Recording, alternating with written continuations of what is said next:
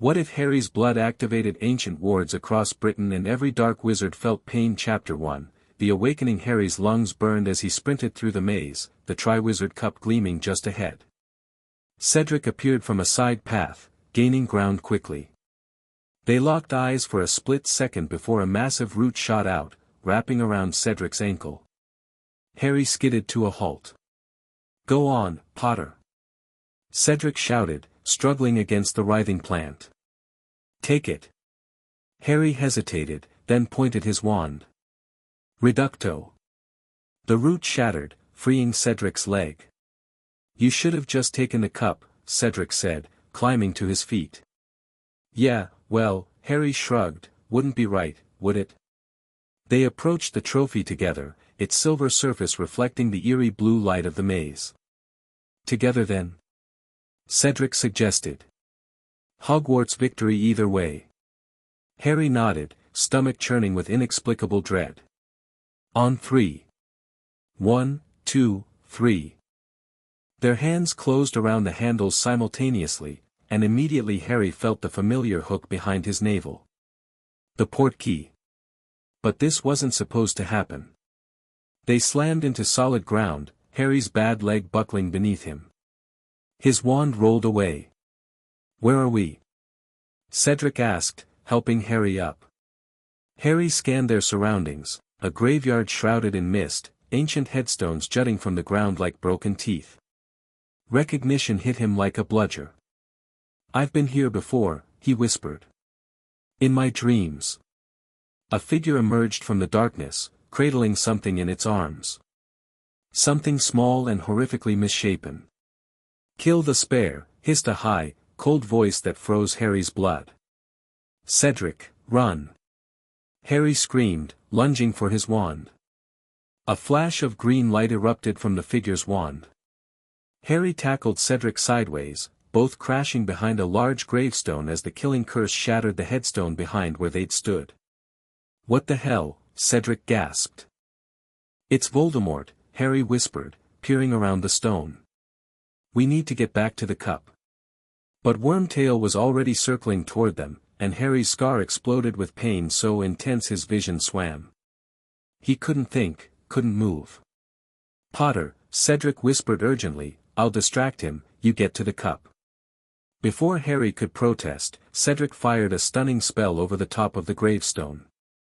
Wormtail ducked, and Cedric sprinted sideways, drawing fire. Harry lunged toward where he thought the cup had fallen, but invisible ropes suddenly constricted around him, binding his arms to his sides. He toppled forward, face smashing into dirt. "Excellent work, Wormtail," came that terrible voice again. "Bring him to me." Harry felt himself being dragged roughly across the ground, his glasses askew. Through blurred vision, he saw Cedric dueling Wormtail at the edge of the graveyard. He was putting up a good fight, but Harry knew he wouldn't last long. Wormtail slammed Harry against a towering marble headstone. The name Riddle swam into focus. Ropes wound tightly around him, binding him to the grave. "Where's Diggory?" the bundle demanded. "Fighting," Wormtail whimpered. "Should I leave him? He cannot interfere now. Begin the ritual immediately." Harry watched in horror as Wormtail dragged a massive stone cauldron into position. Whatever Voldemort was planning, Harry knew he had to stop it.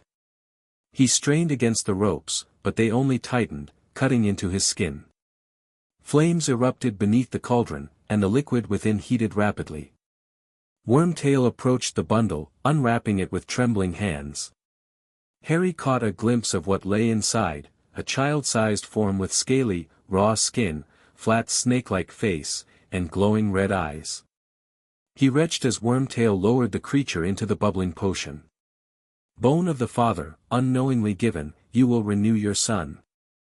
The grave beneath Harry cracked open, and a fine stream of dust rose into the air, flowing into the cauldron.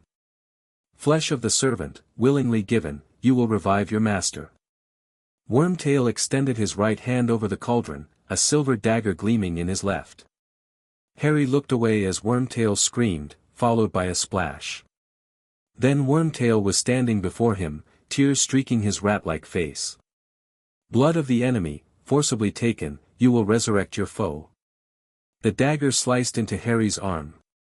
He gritted his teeth, refusing to give Wormtail the satisfaction of hearing him cry out. Wormtail collected the blood in a vial, then stumbled back to the cauldron, emptying it inside. The liquid turned blindingly white. Sparks flew as it seethed and bubbled. Then suddenly, nothing. Silence fell over the graveyard. A surge of white steam billowed from the cauldron, obscuring everything. Harry strained to see through the mist, heart pounding so hard he thought it might break his ribs. A tall figure rose slowly from within the cauldron. "Robe me," said the high, cold voice. Wormtail, cradling his bleeding arm, scrambled to drape black robes over his master's shoulders. The thin man stepped from the cauldron, fixing his red eyes on Harry. Lord Voldemort had returned. But something was wrong. As Voldemort took his first steps, a strange vibration passed through the ground. The air seemed to thicken with electricity. Harry's cut arm burned not with pain but with an odd warmth that spread rapidly through his body. Voldemort staggered, frowning at his new form. "What is this?" he murmured, examining his pale hands. Deep beneath the earth, something ancient stirred. Hundreds of miles away at Hogwarts, in the Chamber of Secrets, carved runes that hadn't glowed for 1,000 years suddenly flared to life. In the Forbidden Forest, centaurs looked up from their stargazing as the ground trembled. In the Room of Requirement, dust shifted from artifacts bearing the Founder's marks. And in the headmaster's office, Dumbledore's instruments began to hum and whir, silver trinkets spinning faster than ever before. Back in the graveyard, Harry felt a surge of power rush through him, emanating from his bleeding arm. The droplets of his blood that had spilled to the ground began to glow with golden light. Voldemort's eyes widened in shock. "What have you done, Potter?" "I haven't," Harry began, but stopped as he noticed thin golden lines spreading outward from where his blood had fallen, forming intricate patterns across the cemetery soil. Voldemort raised his wand, but as he did, he gasped in pain, dropping it. He clutched at his chest, his face contorting. "Wormtail," he snarled. "What went wrong with the ritual?" Wormtail cowered. "And nothing, Master. I followed your instructions precisely." The golden lines continued spreading outward, glowing brighter. Harry felt his connection to them, as though his very essence was flowing through these channels. The ropes binding him suddenly loosened, not cut or untied, but simply relaxing their hold. In the distance, Harry heard Cedric shouting. A jet of red light shot past Wormtail, missing him by inches. "Kill him!" Voldemort commanded, still clutching his chest. "Summon the others." Wormtail pressed his dark mark. Immediately, he screamed in agony, falling to his knees. The mark on his arm glowed not black but a searing white. Harry, now free from his bonds, dropped to the ground and scrambled for his wand. His fingers closed around it just as the air filled with multiple cracks of apparition. Death Eaters appeared in a circle around them, masked and hooded. But something was very wrong. As soon as they materialized, they began to cry out, clutching their left arms.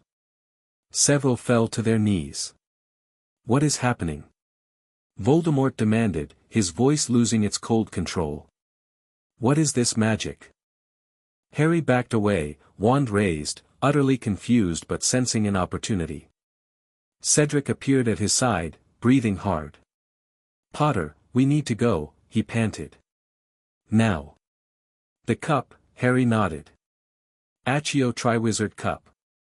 The trophy zoomed toward them, but at that moment, Voldemort seemed to master his pain. He raised his wandless hand toward Harry, raw magic crackling at his fingertips. "You will not escape me again," he screamed. Harry and Cedric both grabbed the cup's handles as Voldemort's spell shot toward them. The last thing Harry saw before the port key activated was the look of confused fury on Voldemort's face as golden lines of light erupted from the ground beneath his feet. They crashed back onto the Hogwarts grounds, the roar of the crowd immediately surrounding them. But Harry couldn't focus on their cheers. His body hummed with residual energy, and his mind raced with what he'd just witnessed. Harry. Cedric gripped his shoulder. What the hell happened back there? Voldemort, Harry said, his voice sounding strange to his own ears. He's back. But something went wrong with his ritual. Dumbledore was pushing through the crowd, his face grave. When his eyes met Harry's, the old wizard froze. Harry could have sworn he saw fear flicker across Dumbledore's face. Potter, he said quietly, reaching them. Your arm. Harry looked down. The cut Wormtail had made was still bleeding, but the blood wasn't red anymore. It glowed with a faint golden light. Professor, Harry said urgently, Voldemort's back. He used my blood for some ritual, but something happened. Dumbledore raised a hand, silencing him. Not here. His eyes swept over the crowd. Come with me, both of you. Now. Before they could move, Professor Moody pushed through the crowd. I'll take Potter, Headmaster. No, Alastor, Dumbledore said firmly. Both boys will come with me. A flash of something crossed Moody's face, annoyance.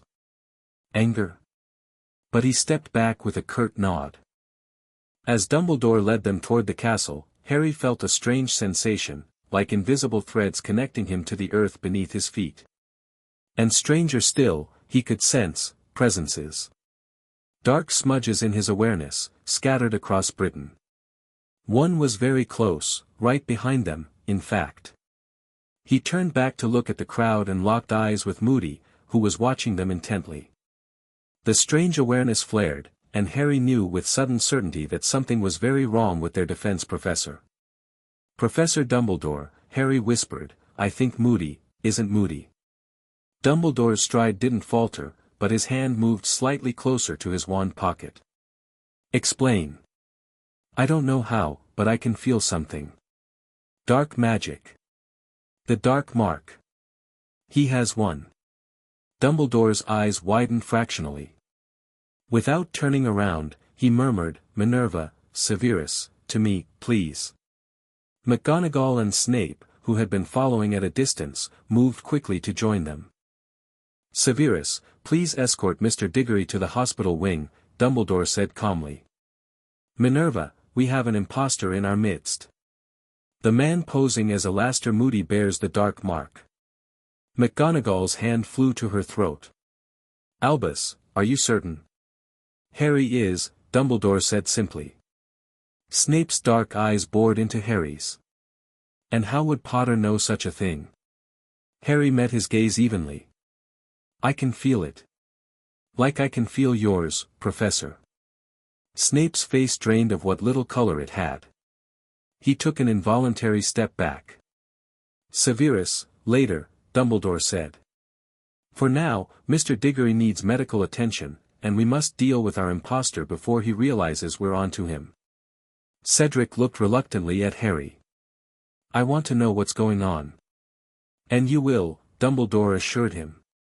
But first, we must ensure everyone's safety. As Snape led Cedric away, Dumbledore turned to McGonagall. Minerva, please fetch Filius and meet us in my office. Then find the real Alastor. I suspect he's been kept alive as a source for polyjuice ingredients. She nodded sharply and hurried away. Now, Harry, Dumbledore said gravely as they continued toward the castle, tell me exactly what happened in that graveyard. Harry recounted everything, the portkey, Voldemort's rebirth, the strange reaction when his blood was used, and the golden lines that had spread from where his blood had fallen. As he spoke, he noticed the golden glow from his cut arm was fading, but the strange awareness of dark presences remained. And these presences you feel. You believe they are Death Eaters? Dumbledore asked as they climbed the stairs to his office. I think it's the dark mark specifically, Harry replied. It's like spots of darkness. I can tell roughly where they are, how many. They reached the stone gargoyle guarding Dumbledore's office. Cockroach cluster, Dumbledore said, and the gargoyle jumped aside. As they entered the circular office, Harry noticed all of Dumbledore's silver instruments were whirring madly. Some emitted puffs of colored smoke, others spun so fast they were almost invisible. "Sir, what's happening to me?" Harry asked. Dumbledore didn't answer immediately. He crossed to a cabinet and removed a shallow stone basin etched with runes. Harry recognized it as the same basin he'd seen in Dumbledore's office once before. "This is a pensieve," Dumbledore explained, noticing Harry's recognition. "It allows one to examine memories from different perspectives. I would like to view your memory of tonight's events, with your permission." Harry nodded. "How do I?" "Simply focus on the memory, from the moment you touched the cup until you returned. I will do the rest." Dumbledore placed his wand tip to Harry's temple and slowly drew it away. A silvery strand came with it, which he deposited into the pensieve. The substance swirled, and images formed on its surface. Before Dumbledore could examine it, however, the door burst open. Professor McGonagall entered with Professor Flitwick, followed by a floating, bound figure, the fake Moody, rigid with a full-body-bind curse. "We caught him attempting to flee the grounds," McGonagall reported. Phileas spotted him from the window. "Excellent work," Dumbledore said. "Has he been searched?" "Yes. His flask contains Polyjuice Potion, as we suspected," Flitwick squeaked. "And we found this." He held up a small key. "The key to Alastor's trunk, I imagine," Dumbledore said. "Minerva, please check Alastor's quarters immediately. I suspect the real Moody is imprisoned there." As McGonagall hurried out, Dumbledore turned to the bound impostor. "Now, let us discover who has been teaching defense against the dark arts this year." They watched in silence as the effects of the Polyjuice Potion began to wear off. The magical eye popped out as the face bubbled and shifted. The wooden leg fell away as a natural one sprouted in its place. Minutes later, a pale young man with straw-colored hair lay before them. "Barty Crouch Jr., Dumbledore said softly. Harry gaped. "But he's supposed to be dead." "Evidently not," Dumbledore replied. "Phileas, please fetch Severus. We'll need Veritaserum." As Flitwick left, Harry felt a wave of dizziness. The strange awareness of dark presences suddenly intensified. He could feel them more clearly now, dozens, perhaps hundreds of them, scattered across Britain. Some were moving rapidly, almost as if in panic. "Professor," he said weakly, "something's happening. I can feel them, Death Eaters, they're agitated, moving around." Dumbledore studied him intently. "Harry, what you're experiencing. I believe the ancient wards of Britain have been awakened." "Wards? What wards?" "Long ago, when the founders built Hogwarts, they also established a network of protective enchantments across Britain, wards tied to the land itself, designed to protect the innocent from dark magic. These wards have been dormant for centuries, their power faded with time." Dumbledore gestured to his whirring instruments. "But tonight, something has awakened them." "My blood," Harry whispered. "When Voldemort used it in his ritual." "Precisely. The protection your mother gave you when she sacrificed herself, that protection now flows in Voldemort's veins as well. But it seems the magic recognized something it wasn't meant to encounter. The ancient wards responded to the presence of such powerful protective magic in the blood of one who intends great evil." The office door opened again as Professor Snape returned with Flitwick. Snape carried a small vial of clear liquid. "Ah, Severus," Dumbledore said. "Before we administer the Veritaserum, I must ask, how is your arm?" Snape's eyes darted to Harry, then back to Dumbledore. "It burns, Headmaster. Not like the usual summons. This is different. More painful." "And did you attempt to respond to the summons?" "I did not think it wise, given the circumstances. A prudent decision. I believe attempting to apparate using the dark mark would cause you considerable pain right now." Dumbledore turned to Harry. "The wards appear to have activated a response to dark magic, particularly magic connected to Voldemort. Harry tried to process this. So Death Eaters can't use their marks without pain. Can they still do dark magic? That remains to be seen, Dumbledore replied. But first, let us question Mr. Crouch. Snape administered 3 drops of Veritaserum onto the tongue of the still-bound man. Dumbledore removed the bodybind curse but left magical restraints in place. "What is your name?" Dumbledore asked. "Barty Crouch Jr., came the flat response. "How did you escape Azkaban?" "My mother was dying. She persuaded my father to rescue me as her last wish. They used Polyjuice Potion. She took my place in Azkaban, while I returned home under the Imperius Curse." The questioning continued, revealing how Barty had eventually broken free of his father's control, how he'd captured and impersonated Moody, and how he'd ensured Harry would win the tournament and touch the cup first. And what was to happen after Potter touched the cup? Dumbledore asked. The Dark Lord would use Potter's blood to restore himself, then kill the boy.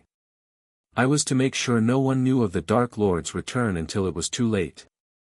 Did Voldemort tell you why he specifically needed Harry's blood? To overcome the protection that prevented him from touching the boy. The old magic from his mother's sacrifice. Dumbledore exchanged a significant look with Snape. And now? Dumbledore pressed. What was supposed to happen next? The Dark Lord would summon his followers. Those who returned would be rewarded. Those who didn't would be punished. Then he would begin taking over the ministry, quietly at first. Have you attempted to use your dark mark since returning to Hogwarts tonight? For the first time, emotion flickered across Barty's face, confusion. Yes. It didn't work properly. It hurt, burned like fire. Thank you, Mr. Crouch.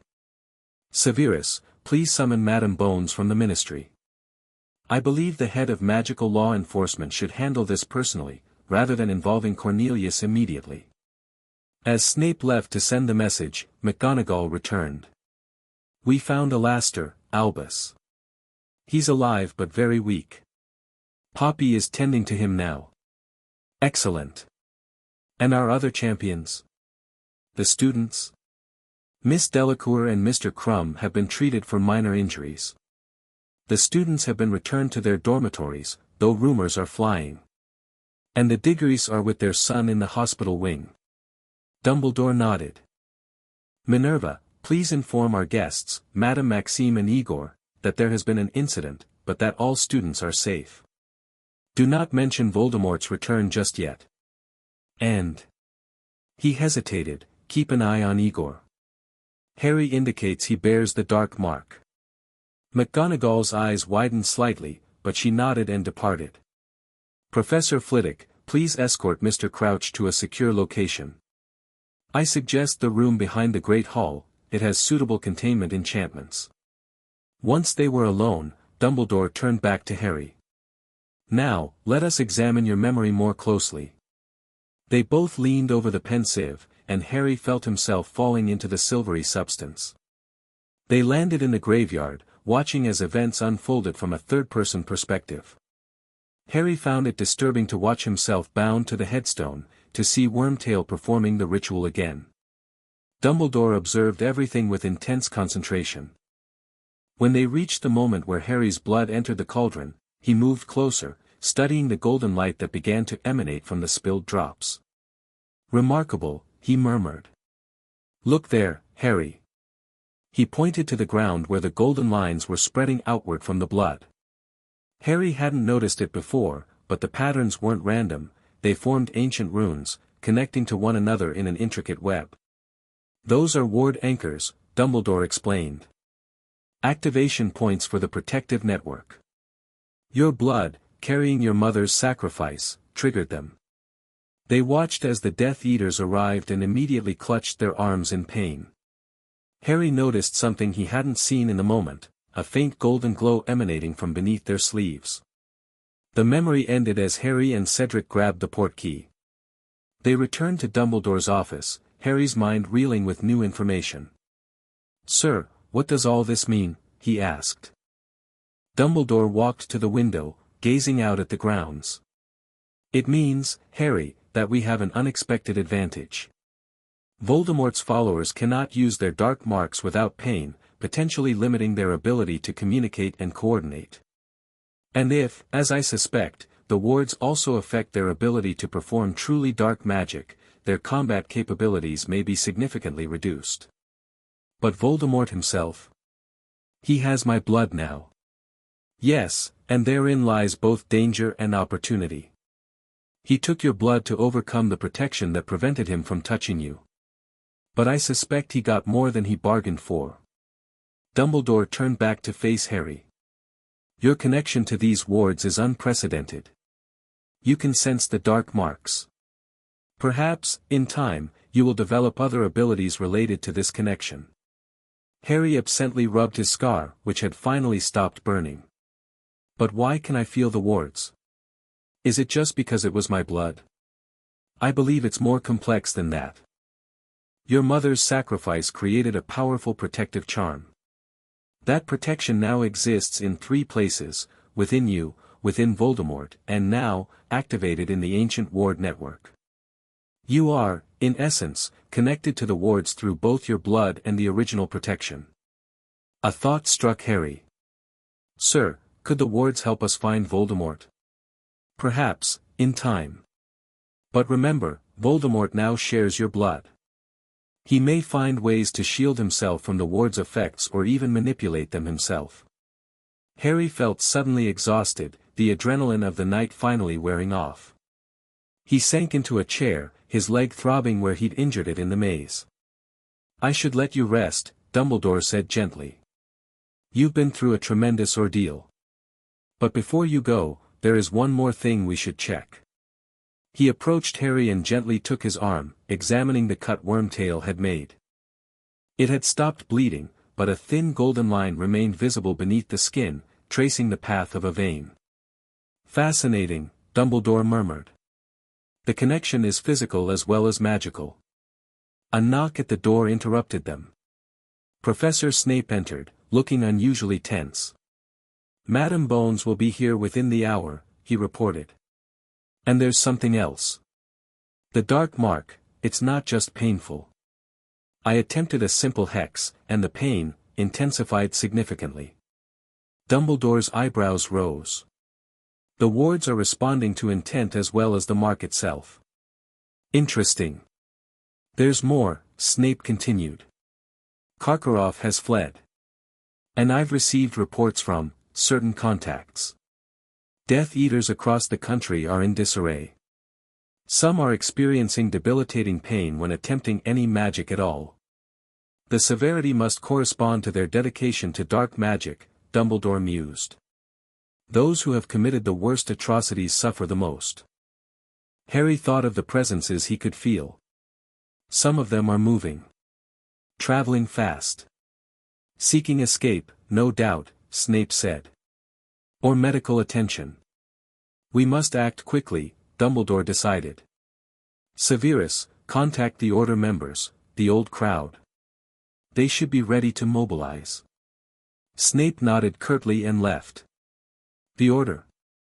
Harry asked. The Order of the Phoenix, Dumbledore explained. A group I formed during the First War against Voldemort. It seems we are needed once again. Harry stood, wincing as he put weight on his injured leg.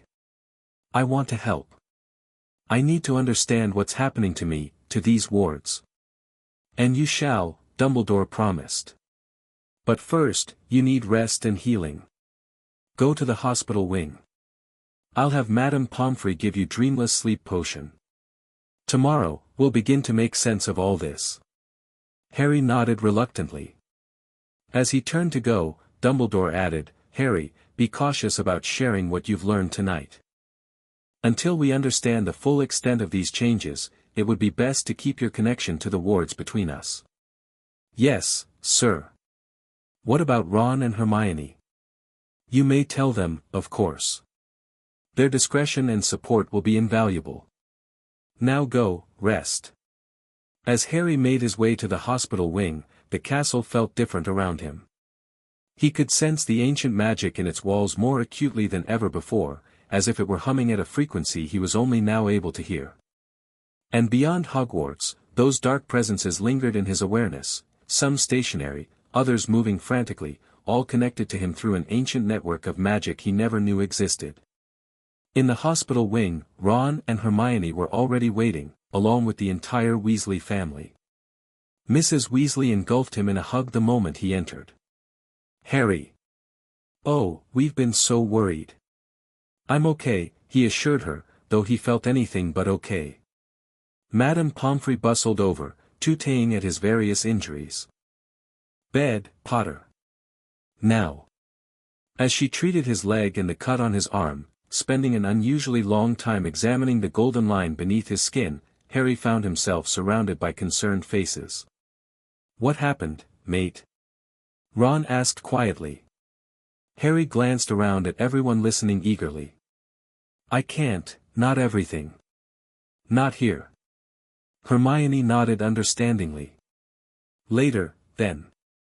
In a bed across the room, Harry could see Cedric with his parents. The Hufflepuff caught his eye and gave him a solemn nod, a promise to keep their shared secret for now. After Madame Pomfrey finished treating him, she handed him a goblet of purple potion. "Dreamless sleep. Drink all of it." Harry was about to comply when a commotion erupted at the hospital wing entrance. Minister Fudge had arrived, accompanied by Professor McGonagall, who looked thoroughly displeased. "Where is Dumbledore?" Fudge demanded. "Meeting with Madame Bones," McGonagall replied stiffly. "As you were informed. This is outrageous. Questioning a ministry official without my presence." "Barty Crouch Jr. is hardly a ministry official," McGonagall countered. "He's an escaped convict who impersonated Alastor Moody." Fudge's face purpled. "Preposterous. Barty Crouch Jr. is dead." "I assure you, Minister, he is very much alive," McGonagall said. "As Madame Bones will confirm when she arrives." Fudge spotted Harry in his bed. "Potter. What nonsense have you been spreading?" Before Harry could respond, the hospital wing doors opened again, and Dumbledore entered with a square jaw which Harry recognized as Amelia Bones, head of the Department of Magical Law Enforcement. "Ah, Cornelius," Dumbledore said calmly. "I see you've joined us. What's going on, Dumbledore?" Fudge sputtered. "McGonagall claims Barty Crouch Jr. is alive and impersonated Moody." "That is correct," Madame Bones interjected. "I've just questioned him under Veritaserum. His testimony is disturbing."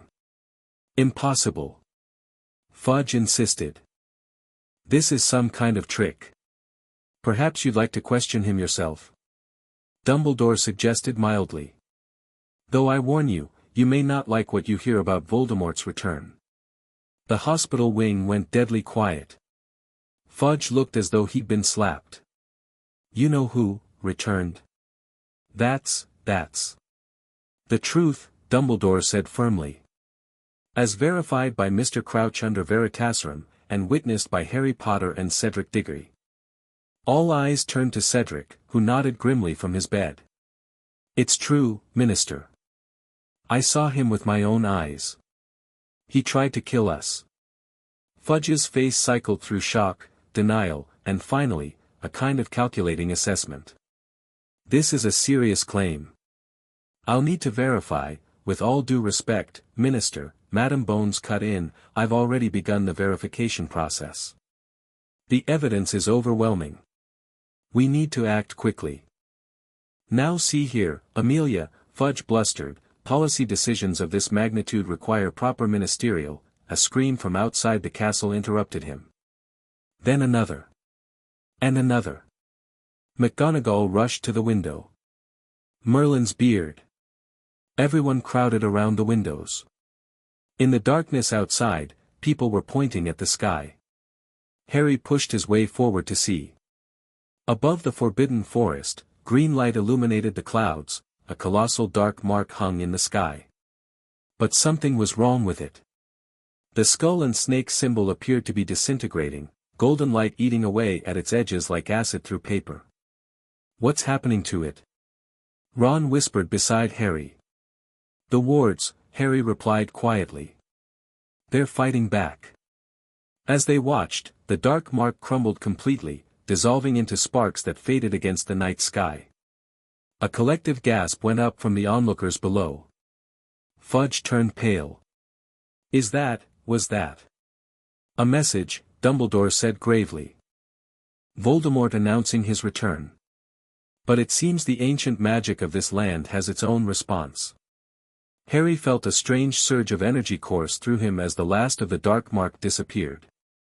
The golden line under his skin pulsed once, then settled. "The wards are growing stronger," he murmured, not realizing he'd spoken aloud until he noticed Hermione's curious look. Before anyone could question him, Harry swayed on his feet, exhaustion finally overtaking him. Madame Pomfrey pushed through the crowd. "That's enough. This boy needs rest. Everyone out." "But Poppy," Fudge protested, "I need to question." "Tomorrow, Minister," she said firmly. "Medical authority supersedes ministerial privilege in my wing." Dumbledore placed a hand on Fudge's shoulder. "Come, Cornelius. We have much to discuss, and Harry has been through quite enough tonight." As everyone was ushered out, Ron and Hermione lingered. "We'll be back first thing tomorrow," Hermione promised. Harry nodded gratefully. As they left, Madame Pomfrey handed him the goblet of dreamless sleep potion again. "Drink," she instructed. "You need proper rest to heal." Harry downed the potion in one gulp, feeling its effects immediately. As consciousness slipped away, his last thought was of the golden lines spreading from his blood, connecting him to a magic older than Hogwarts itself. He dreamed, despite the potion. But these weren't ordinary dreams.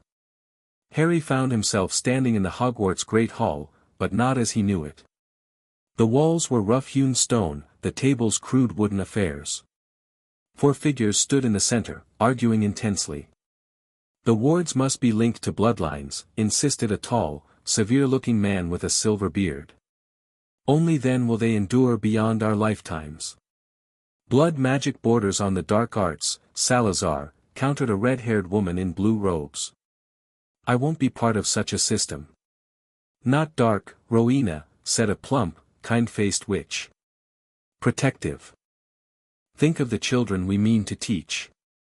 "If their blood carries our protection, Helga is right," interrupted a powerful-looking wizard with a lion emblem on his chest. "The wards must protect the innocent above all. If blood is the strongest conduit, then blood we shall use." "Then we are agreed?" Salazar Slytherin asked, looking at each of his companions. Godric Gryffindor nodded firmly. "The Founder's blood wards will stand as long as Britain herself." The scene shifted. Harry now stood on a hilltop overlooking a vast network of golden lines crisscrossing the landscape, connecting ancient stones, sacred groves, and places of power. The Founders worked together, cutting their palms and pressing bloody handprints to key stones at these sites. "With our blood, we bind," they chanted together. "With our magic, we protect. While innocence remains, the wards shall stand." The golden lines flared blindingly bright, then sank into the earth, disappearing from view but not from existence. The scene changed again. Centuries passed in moments. Harry watched as knowledge of the wards faded, as dark wizards rose and fell without ever knowing why certain magics were harder to perform in certain places. He saw how the wards weakened over time, their power dormant but not gone. Then he was in the graveyard again, watching his own blood fall to the ground. But now he could see what happened beneath the surface, his blood, carrying his mother's ancient protection, seeping into the soil and touching one of those dormant golden lines. Like a spark to dry tinder, the magic ignited, racing along pathways forgotten for centuries. Across Britain, ancient stones hummed with renewed power. Forgotten runes carved in cave walls glowed golden. Sacred wells bubbled with cleansing energy. And everywhere the network touched, dark magic found itself challenged. Harry's perspective widened further. He could see Death Eaters in their homes, clutching their arms in agony. He saw Voldemort in a decrepit mansion, screaming in rage as his magic rebelled against him. He saw ordinary witches and wizards looking up in confusion as they felt the subtle shift in the magical atmosphere. Then Harry was back in Hogwarts, the present-day castle, standing in a circular room he'd never seen before. Four stone chairs surrounded a central pedestal bearing a crystal bowl filled with what looked like liquid gold. "The Founder's Chamber," said a voice behind him. Harry turned to see the Sorting Hat perched on a shelf. But it wasn't just a hat anymore, it seemed more solid, more alive. "Am I really here?" Harry asked. "Or is this still a dream?" "Both, in a way," the hat replied. "Your consciousness is here, guided by the wards themselves. They've chosen you, Harry Potter." "Chosen me for what?" "To be their vessel. Their guardian. The Founders created the wards to protect magical Britain from those who would use dark powers to harm the innocent. For centuries, they lay dormant, weakened but waiting. Now, through your blood willingly given in sacrifice by your mother, then taken against your will by the heir of Slytherin, the wards have awakened." Harry approached the central pedestal cautiously. "What am I supposed to do?" "Learn. Listen. The wards will guide you. They already speak to you, do they not? You can feel those who bear the dark mark." Harry nodded. "That is only the beginning," the hat continued. "The wards can do much more than cause pain to those who bear evil marks. They can protect, strengthen, purify. But they need a living conduit, someone connected to them by blood and magic." "Why me? Just because Voldemort used my blood?" "Partly. But also because of who you are. The child of sacrifice. The boy who lived. The one who has faced darkness again and again, yet remains uncorrupted. The wards respond to innocence and purity of intent. Despite everything you've endured, Harry Potter, your heart remains true." Harry stared into the golden liquid in the bowl. Within it, he could see reflections of places across Britain, ancient stones, forest groves, hidden caves. "You'll find this chamber when you're ready," the hat said. "Until then, trust what the wards tell you. And be cautious, Voldemort will soon realize what has happened, and he will stop at nothing to sever your connection to the wards or corrupt them for his own purposes." The liquid in the bowl began to swirl more rapidly, the images blurring together. "It's time for you to return," the hat said. "Remember, Harry Potter. The wards have awakened, but they are still rebuilding their strength. And now, so must you." The golden light engulfed him, and Harry jerked awake in the hospital wing. Early morning sunlight streamed through the windows. His heart pounded, and the golden line beneath the skin of his arm pulsed in rhythm with it. Sitting up, Harry realized something had fundamentally changed. The strange awareness he'd felt before sleep had expanded. He could still sense the dark presences, Death Eaters scattered across Britain, but now he could also feel something else, the wards themselves, a vast network of ancient magic flowing like rivers beneath the surface of the land. And Hogwarts. He could feel the castle in a way he never had before, not just as a building, but as a living, magical entity. Its protections, its secrets, its very foundations thrummed with power that somehow felt connected to him. "You're awake." Dumbledore stood in the doorway, watching him carefully. "How do you feel, Harry?" "Different," Harry replied honestly. "I had a dream. About the Founders. About the wards." Dumbledore approached, sitting in the chair beside Harry's bed. "Tell me everything." Harry recounted his dream in detail, the Founders creating the blood wards, their spread across Britain, their dormancy and reawakening. He described the Founder's chamber and his conversation with the Sorting Hat. Dumbledore listened without interruption, his expression growing increasingly thoughtful. When Harry finished, he remained silent for a long moment. "I've heard legends of the Founder's chamber," he finally said. "But no one has found it for centuries. If it has revealed itself to you, even in a dream, that confirms my suspicions about your connection to the wards. Sir, the hat said I'm supposed to be their vessel. Their guardian. What does that mean exactly? I believe it means the wards have chosen you as a focal point, a living anchor through which their power can be channeled and directed. Dumbledore's blue eyes studied Harry intently. What do you feel now, Harry? Beyond the presence of dark marks. I can feel lines of power. Like rivers running through the ground. And Hogwarts, it feels almost alive. The castle has always been semi-sentient, but few can perceive it as you now can. Dumbledore smiled slightly. The Founders imbued these walls with extraordinary magic. As headmaster, I have a certain connection to the castle, but what you're experiencing appears to be something quite different. What about Voldemort? Can he feel the wards too, since he has my blood? An excellent question. I suspect he can sense them, but differently than you do. Your blood carries your mother's protection, willing sacrifice given in love. Voldemort took that blood by force, for purposes of hate and domination. The wards respond to intent, Harry.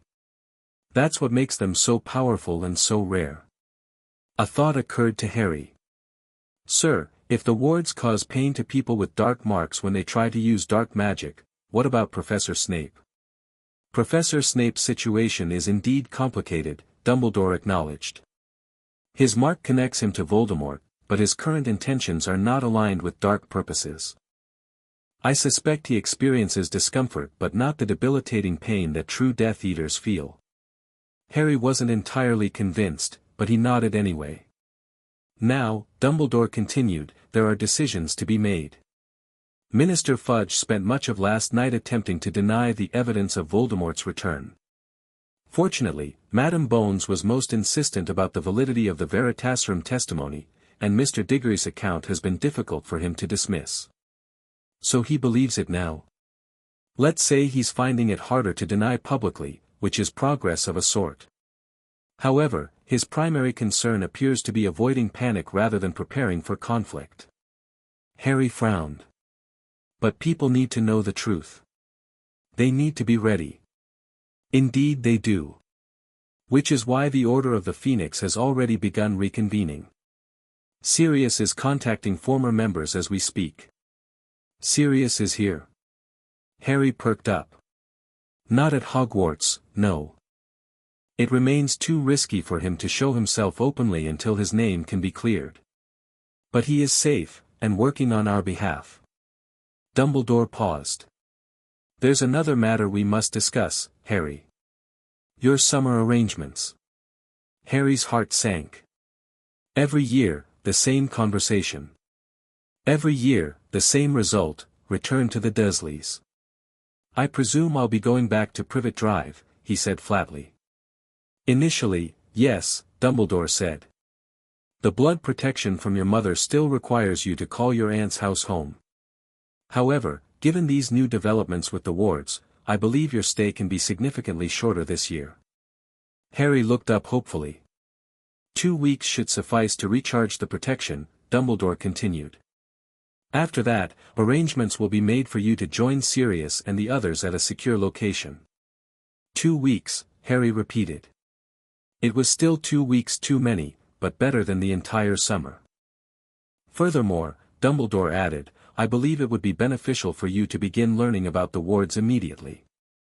Therefore, I propose to send someone to Privet Drive to instruct you, someone knowledgeable about ancient magic. Who? Bill Weasley. As a curse-breaker for Gringotts, he has extensive experience with ward systems. He's already agreed to take leave from his position in Egypt to assist the Order.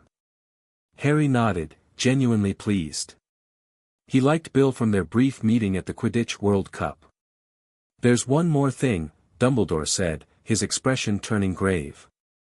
Your connection to Voldemort, the link through your scar, may be affected by these developments. With your blood now in his veins, and both of you connected to the wards, albeit differently, the nature of your mental link could change. You think it might get stronger? Or perhaps more complex? It's essential that you report any unusual dreams or visions immediately. And I believe it would be wise for you to learn to protect your mind. Protect my mind? How?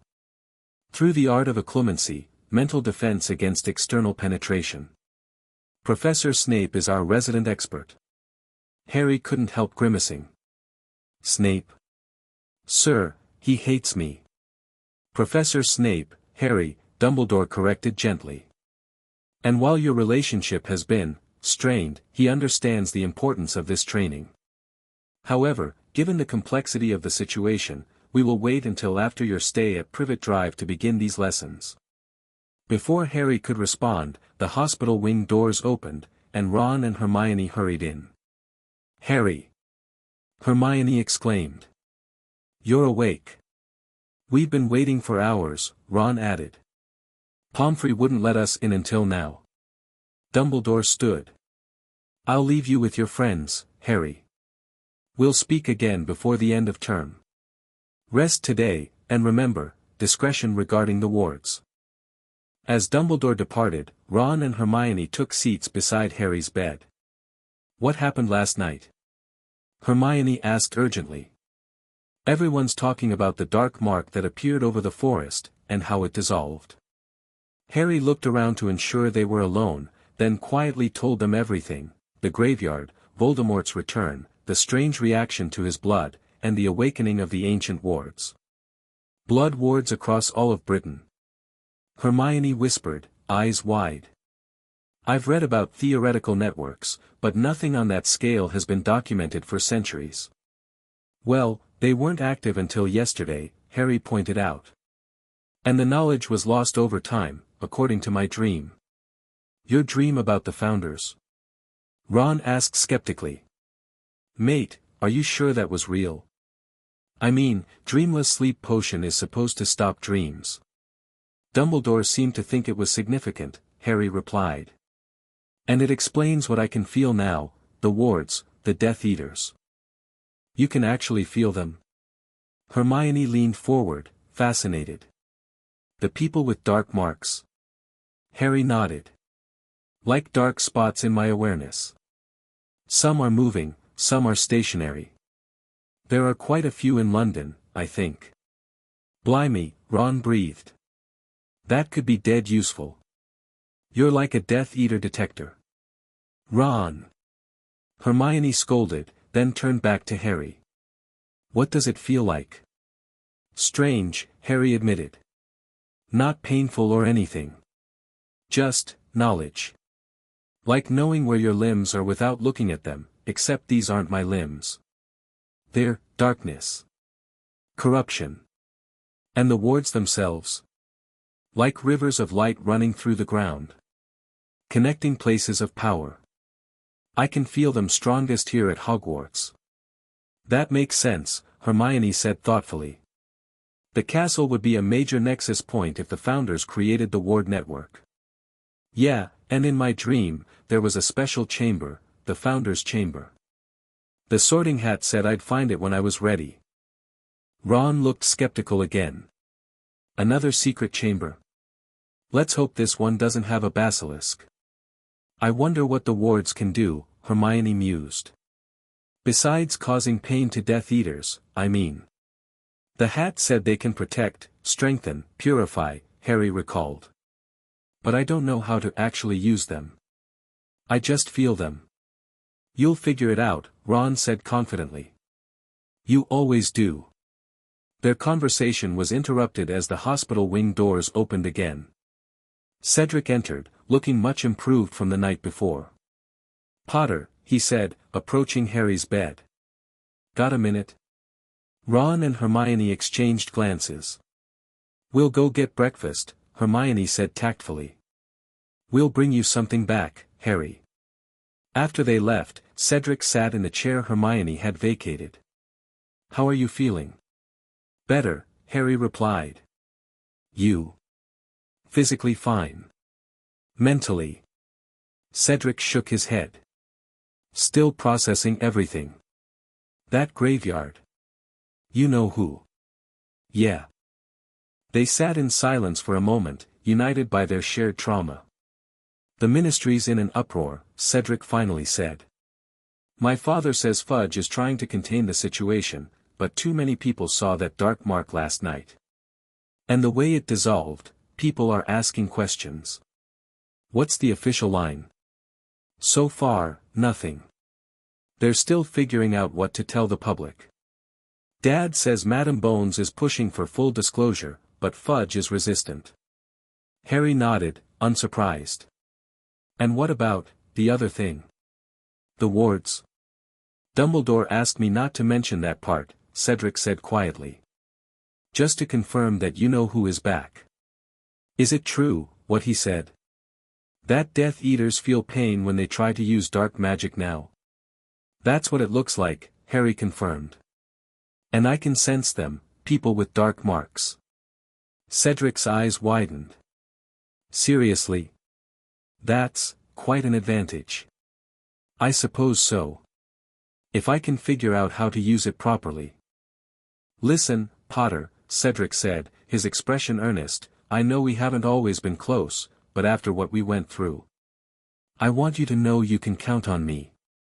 Whatever's coming, I've got your back. Harry felt a surge of gratitude. Thanks, Cedric. Same here. And I've been thinking. If things are changing, if you know who really is back, then we need to be ready. All of us. That defense group you were running this year, how did you know about that? Harry interrupted, surprised. Cedric grinned. Hogwarts isn't great at keeping secrets. Anyway, I was thinking maybe we could expand it. Make it bigger, more organized. Train properly. That's actually a really good idea, Harry said, mind racing with possibilities. With the wards weakening dark magic, now would be the perfect time to prepare people to fight back. Exactly. We can talk about it more later, make plans for next year. Cedric stood. I should go. My parents are waiting to take me home. But I meant what I said, Potter. You're not alone in this. As Cedric left, Harry felt a weight lift slightly from his shoulders. For the first time since awakening in the hospital wing, he felt a flicker of hope. The wards had changed everything, not just by weakening Voldemort's forces, but by showing Harry that ancient magic still flowed through Britain. Magic designed to protect, not destroy. He closed his eyes and concentrated, feeling the golden threads of the ward network spreading across the country. Death Eaters were still out there, he could sense their dark presence, but now they were vulnerable. And Harry was connected to the very magic that made them so. Whatever came next, it would be unlike anything the wizarding world had seen in centuries. A new kind of magic was awakening, and Harry Potter stood at its center. Chapter 2, The Network. Harry dragged his trunk up the stairs of 4, Privet Drive, every muscle aching with exhaustion. The journey from Hogwarts had been mercifully uneventful, but the weight of everything that happened during the Triwizard Tournament still pressed on him like a physical burden. Uncle Vernon hadn't even bothered coming inside, just dropped Harry off with a grunt and sped away to some work function. Aunt Petunia watched from the kitchen doorway, lips pursed in that familiar expression of distaste. Your room's been cleaned, she said curtly. Keep it that way. Thanks, Harry muttered, not bothering to point out that he always kept his room clean. It was the rest of them who treated it like a storage closet when he was away. As soon as his bedroom door closed behind him, Harry collapsed onto his bed. Hedwig hooted softly from her cage, and he reached over to unlatch it. Sorry, girl. You can hunt tonight. She nipped his finger affectionately before settling on her perch, clearly tired from the journey as well. Harry stared at the ceiling, his mind racing despite his physical exhaustion. It had been 3 days since the graveyard, 3 days of hospital wing recovery and hurried preparations before term's end. 3 days of feeling the strange new awareness that hummed constantly at the edges of his consciousness. The ward network. He could still feel it, weaker here in Surrey than at Hogwarts, but definitely present. Like rivers of light flowing deep beneath the ground, occasionally rising closer to the surface at points of magical significance. And the other sensation, the dark spots representing Death Eaters, remained. Most were stationary now, unlike the frantic movement he'd sensed that first night. Had they adapted to the pain? Found ways to shield themselves? Or simply decided to stay put? Harry rolled up his sleeve, examining the thin golden line that traced his vein from the spot where Wormtail had cut him. It had faded slightly but remained visible, a permanent reminder of what had happened. Dumbledore believed the connection worked both ways. Just as Harry could sense the wards and those who opposed them, the wards could sense Harry. They had chosen him as their focal point, their living anchor. But what exactly did that mean? What was he supposed to do? A tap at his window interrupted his thoughts. A tawny owl hovered outside, a letter clasped in its beak. Harry hurried to let it in. The bird dropped the letter on his desk and departed immediately without waiting for a reply. The envelope bore no address, just his name in an unfamiliar handwriting. Harry opened it cautiously, half expecting it to be cursed after everything that had happened. Inside was a single sheet of parchment. Potter, I felt you ought to know that the Dark Lord is not pleased with recent developments. The mark burns constantly now, though the pain lessens when we refrain from magic. Several of our mutual acquaintances have been hospitalized with severe magical burns after attempting certain spells. The Dark Lord believes you are somehow responsible for this inconvenience. Take extra precautions. A concerned party. Harry read the note twice, frowning. The handwriting wasn't Snape's, he'd seen enough of the potions master's spiky scrawl on his essays to recognize it. Who else would send this warning? He folded the note and slipped it into his trunk beneath a loose floorboard. Whatever the source, the information aligned with what he already suspected. Voldemort knew the wards had activated and blamed Harry for it. Lying back on his bed, Harry closed his eyes and concentrated on the golden threads he could feel running through the earth. For the first time, he tried reaching out to them consciously, attempting to connect rather than simply observe. A tingling sensation spread from the golden line on his arm throughout his body. The threads of the ward network seemed to brighten in his mind's eye, becoming more defined. Harry focused on a particular thread that ran beneath Privet Drive, visualizing his magic flowing into it like water into a stream. For a brief moment, he felt something respond, a pulse of energy that surged back through the connection. Then, abruptly, pain lanced through his scar, so intense he gasped aloud. What is this? A high, cold voice echoed in his mind. The boy attempts to access the network. How interesting. Harry broke the connection immediately, sitting bolt upright and breathing hard. Voldemort. He'd sensed Harry's attempt to connect with the wards. Which meant the connection worked in both directions, just as Dumbledore had feared. A knock at his bedroom door made him jump. Boy. Telephone. Uncle Vernon bellowed. Harry hurried downstairs, surprised. Nobody ever called him on the telephone except, "Hello? Harry, it's me." Hermione's voice came through clearly. "I just wanted to check that you arrived home safely." "Yeah, I'm fine," he said, conscious of Uncle Vernon hovering nearby, pretending to examine the mail. "Everything's normal here." "Good. I've been doing some research," she continued, clearly choosing her words carefully. "About those historical sites we discussed. The ones with the interesting energy patterns." Harry smiled despite himself. Leave it to Hermione to find a way to discuss magical wards on a Muggle telephone. "What have you found?" he asked. "Well, it seems they're connected to ley lines, natural magical currents that crisscross the country. Most older magical structures were built on the intersection of these lines. Stonehenge, Avebury, even certain parts of London." "That makes sense," Harry said, thinking of the stronger threads he'd sensed in certain locations. "The interesting thing," Hermione continued, "is that these lines can be accessed from multiple points. If you can't reach one directly, you might be able to connect through a tributary, so to speak." Harry's pulse quickened. Was she suggesting what he thought she was? "That sounds useful," he said carefully. "I'll have to try that approach." "Just be careful," Hermione warned. These energy systems are complex. Interacting with them without proper understanding could be dangerous. I actually tried something just before you called, Harry admitted, lowering his voice and turning away from Vernon. I felt a response. But there was interference. What kind of interference? The same kind as before. From the same source. Hermione was silent for a moment. That's concerning. It means the connection goes both ways. Yeah, that's what I thought. Harry, promise me you won't try again until Bill arrives. It's too risky without guidance. I promise, he said, though part of him itched to explore this new connection further. When are you heading to, you know where? Not for a week or so. My parents wanted some family time first. Ron says they're still getting the place ready. Right.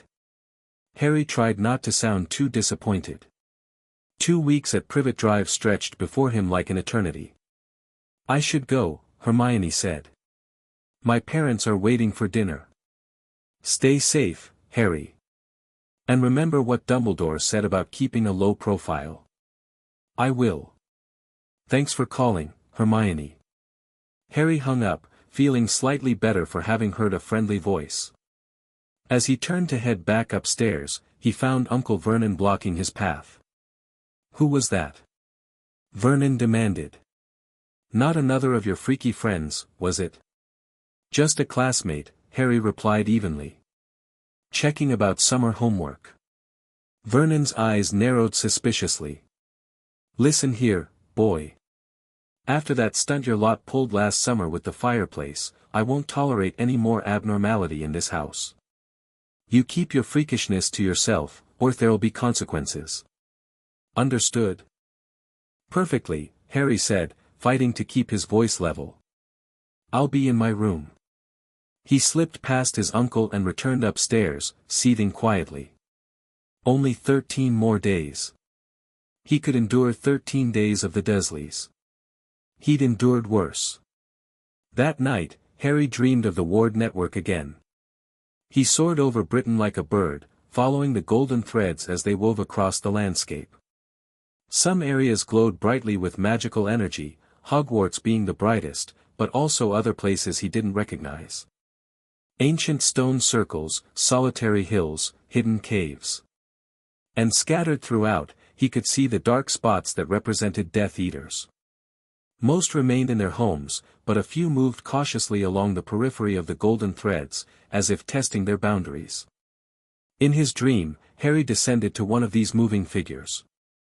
As he drew closer, the person's features became clear, Lucius Malfoy, walking the grounds of his manor, a grimace of pain on his face as he attempted a simple levitation charm.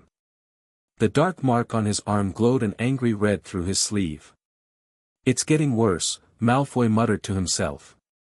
The longer we wait, the stronger these, whatever they are, become. Harry drifted closer, fascinated that his dream could show such detail. Lucius. A new voice, high and cold, made Harry's blood freeze. Report. Voldemort stepped from the shadows of a nearby hedgerow. He looked terrible, skin paler than ever, movement stiff and unnatural. The resurrection had not gone as planned. My lord, Malfoy bowed deeply.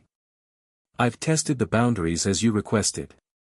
The pain increases with proximity to certain locations, primarily those with historical magical significance. Stonehenge is completely inaccessible to anyone bearing the mark. The Ministry similarly causes extreme discomfort. And Hogwarts? None have dared approach. The risk is too great. Voldemort's lipless mouth twisted in a snarl. Cowards. These wards are a temporary inconvenience, nothing more. Of course, my lord. Our researchers are working day and night to understand and counteract the effect. And what of the boy? Any sightings? None, my lord.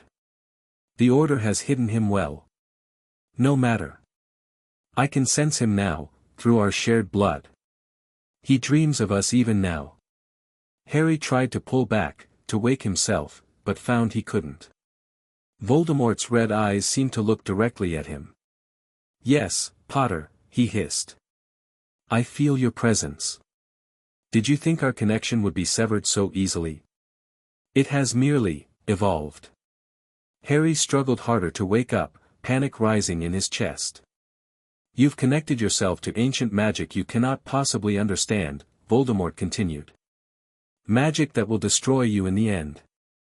For what is a vessel but a container to be filled, or emptied?" With a gasp, Harry jerked awake, sweat soaking his sheets. His scar burned fiercely, and the golden line on his arm pulsed in rhythm with his racing heart. That wasn't just a dream. Somehow, he'd actually witnessed that conversation. Or Voldemort had wanted him to witness it. Either way, it confirmed his worst fears. Voldemort could sense him through their connection, just as Harry could sense Death Eaters through the wards. But unlike the Death Eaters, who merely registered as presences, Voldemort could communicate, could potentially influence. Harry needed to learn occlumency, and quickly. But Dumbledore had said that would have to wait until after his stay at Privet Drive. Rolling over, Harry checked his bedside clock. 3:17 a.m. He doubted he'd be getting much more sleep tonight. Instead, he reached for the defense books he'd brought home, determined to make the most of his enforced isolation. If Voldemort was preparing, so would he. The next 5 days passed in a monotonous cycle of chores, studying, and avoiding the Dursleys. Harry read everything he could find about defensive magic in his textbooks, practiced wand movements without actually casting, mindful of the restriction on underage magic, and continued to monitor the ward network and the Death Eaters he could sense through it. The dark presences had settled into patterns now. Most remained stationary, presumably in their homes or hideouts. Others moved regularly between specific locations, likely those continuing to work at the Ministry or elsewhere. A few ventured to the very edges of what Harry perceived as stronger ward areas, never penetrating deeply into them. One presence in particular caught Harry's attention. It moved erratically, sometimes disappearing from his awareness entirely for hours before reappearing in a completely different location. Was someone figuring out how to shield themselves from the wards? The thought was troubling. On the 6th day of his stay at Privet Drive, Bill Weasley arrived.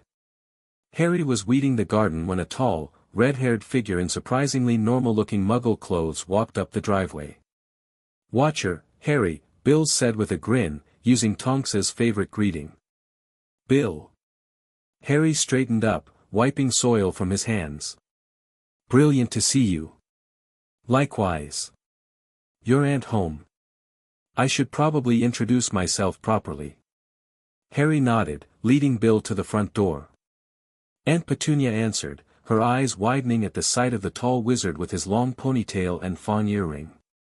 "Mrs. Dursley," Bill said politely, extending his hand. "Bill Weasley. I'm here to tutor Harry in some advanced subjects during the summer." Petunia didn't take the offered hand, her gaze flicking nervously up and down the street to check if any neighbors were watching. "You're one of them." "A wizard, yes," Bill confirmed, lowering his hand but maintaining his friendly smile. "But I assure you I'll be quite discreet. The neighbors will think I'm a perfectly ordinary tutor," Bill finished for her. "I've worked extensively in Muggle, non-magical, environments before. No one will notice anything unusual." Petunia's lips pressed into a thin line, but she stepped aside reluctantly. "You can use the dining room. Vernon will be at work until 6. "Thank you." Bill entered, nodding respectfully to Petunia before turning to Harry. "Got your books ready? This isn't going to be your typical Hogwarts lesson." Harry hurried upstairs to gather his things, his spirits lifting for the first time since arriving at Privet Drive. When he returned to the dining room, Bill had already set up several strange instruments on the table, a compass-like device with multiple spinning needles, a small silver bowl filled with what looked like mercury, and a rolled parchment covered in complex runes. "Right," Bill said, rubbing his hands together. "Before we get started, I need to check your connection to the ward network. That cut on your arm, can I see it?" Harry rolled up his sleeve, revealing the golden line that still traced his vein. Bill whistled softly. That's remarkable. A physical manifestation of the magical connection. He waved his wand over Harry's arm, murmuring incantations. The golden line glowed brighter in response. Just as we thought, Bill said, nodding to himself. You're not just connected to the wards, Harry, you're integrated with them. The network recognizes your blood as a foundational element. What does that mean exactly? Harry asked. It means you can potentially do more than just sense the wards and those affected by them. You might be able to influence the network directly. Bill picked up the silver bowl. Let's start with something simple. I want you to place your finger in this solution. Harry hesitated. What is it? Quicksilver infused with essence of moonstone. It's a magical conductor, it'll help visualize your connection to the nearest ward line. Cautiously, Harry dipped his index finger into the silvery liquid. Immediately, ripples spread across the surface, forming into patterns that resembled the flowing threads he'd sensed in his mind. Excellent, Bill said, studying the patterns. Now, focus on strengthening the connection. Imagine your magic flowing from your core, down your arm, through your finger, and into the quicksilver. Harry closed his eyes, concentrating as instructed. He felt the now familiar tingling sensation spread from his chest down his arm. The golden line beneath his skin warmed pleasantly. Perfect, Bill murmured. Look. Harry opened his eyes. The patterns in the quicksilver had transformed into a detailed map of the surrounding area, with glowing lines representing the ward network. One particularly bright line ran directly beneath Privet Drive, connecting to others in the distance. This is brilliant, Harry said. It gets better, Bill grinned. Now try directing a pulse of magic along that main line, just a gentle push, mind you. We don't want to alert anyone who might be monitoring. Harry focused again, visualizing a small surge of magic traveling along the glowing thread. The liquid in the bowl rippled, and the line brightened momentarily. Miles away, in the kitchen of 12, Grimmauld Place, a teacup rattled on its saucer as Remus Lupin reached for it. He paused, frowning slightly. Everything all right, Moony? Sirius asked from across the table. Yes, did you feel that? Feel what? Remus shook his head. A sort of magical pulse. Like a ripple in the wards. Sirius sat up straighter. Harry? Possibly. Bill said he'd be starting lessons today.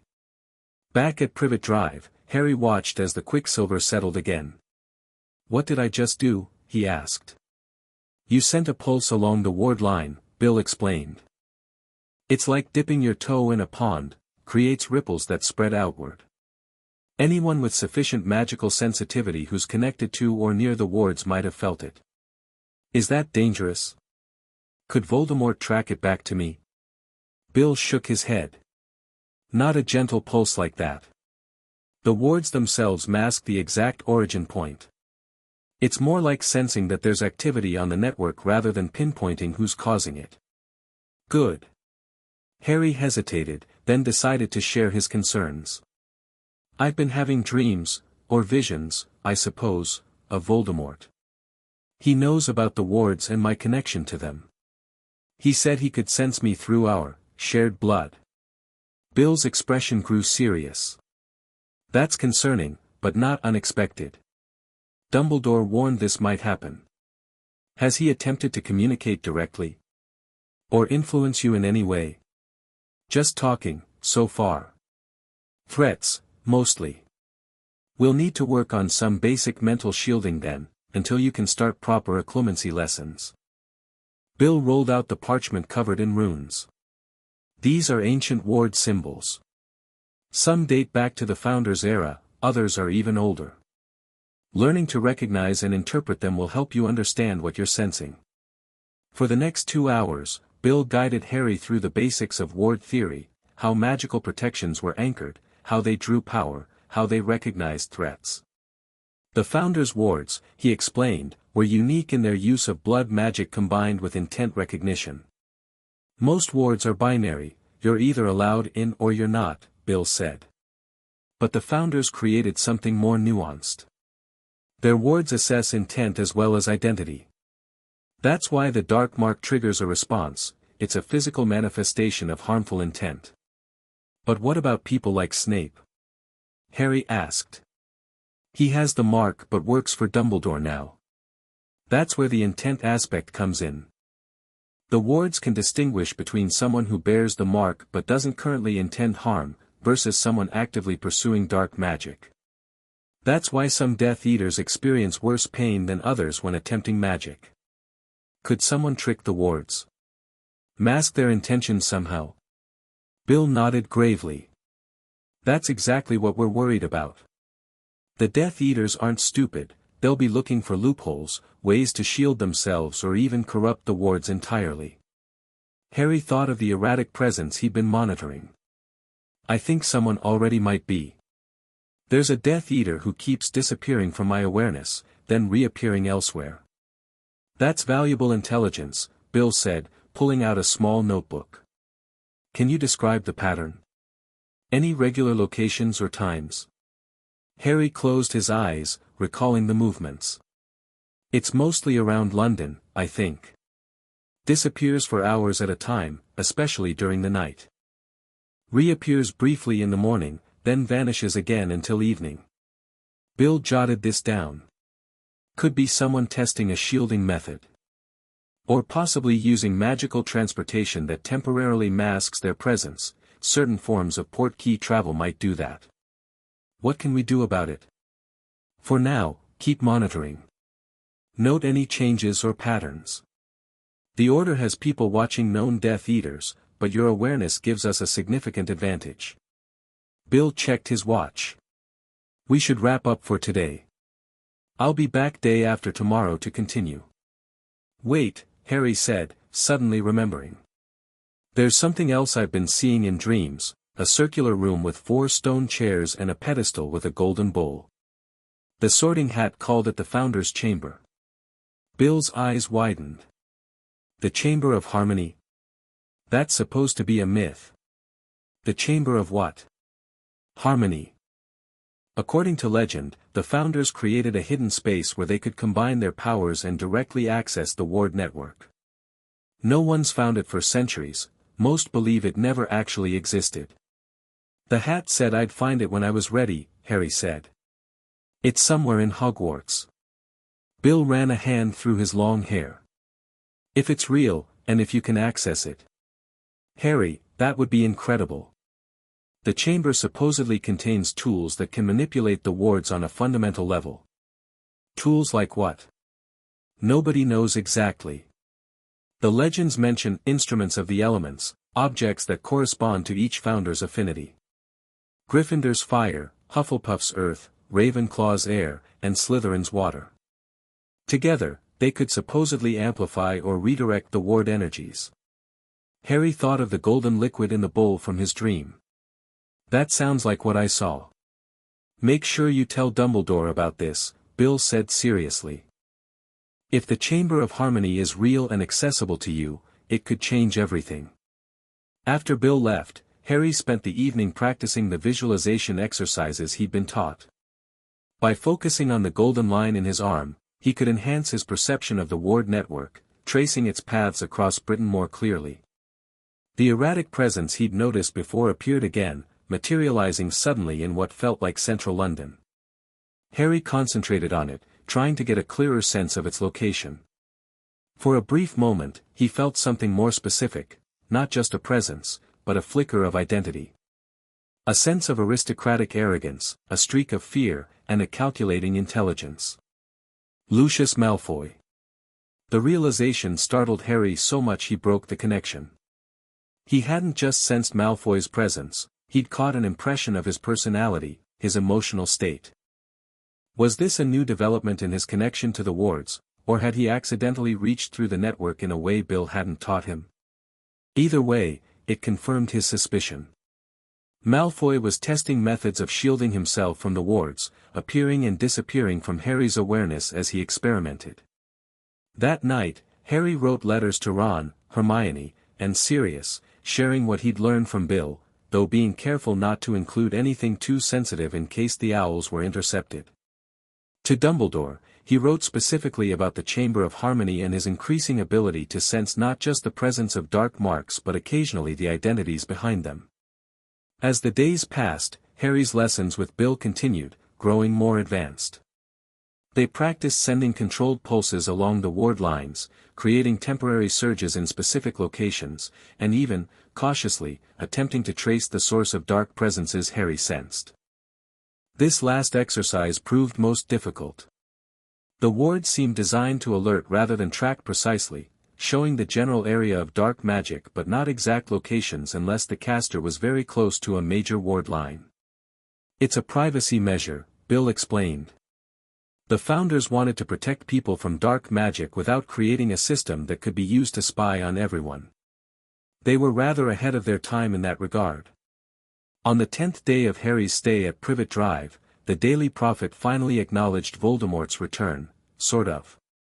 Dark magic incident raises questions. Ministry investigating reports of you-know-who's possible return. The article quoted anonymous sources within the Department of Magical Law Enforcement, confirming that an incident during the Triwizard Tournament had resulted in credible evidence suggesting the possible re-emergence of he who must not be named.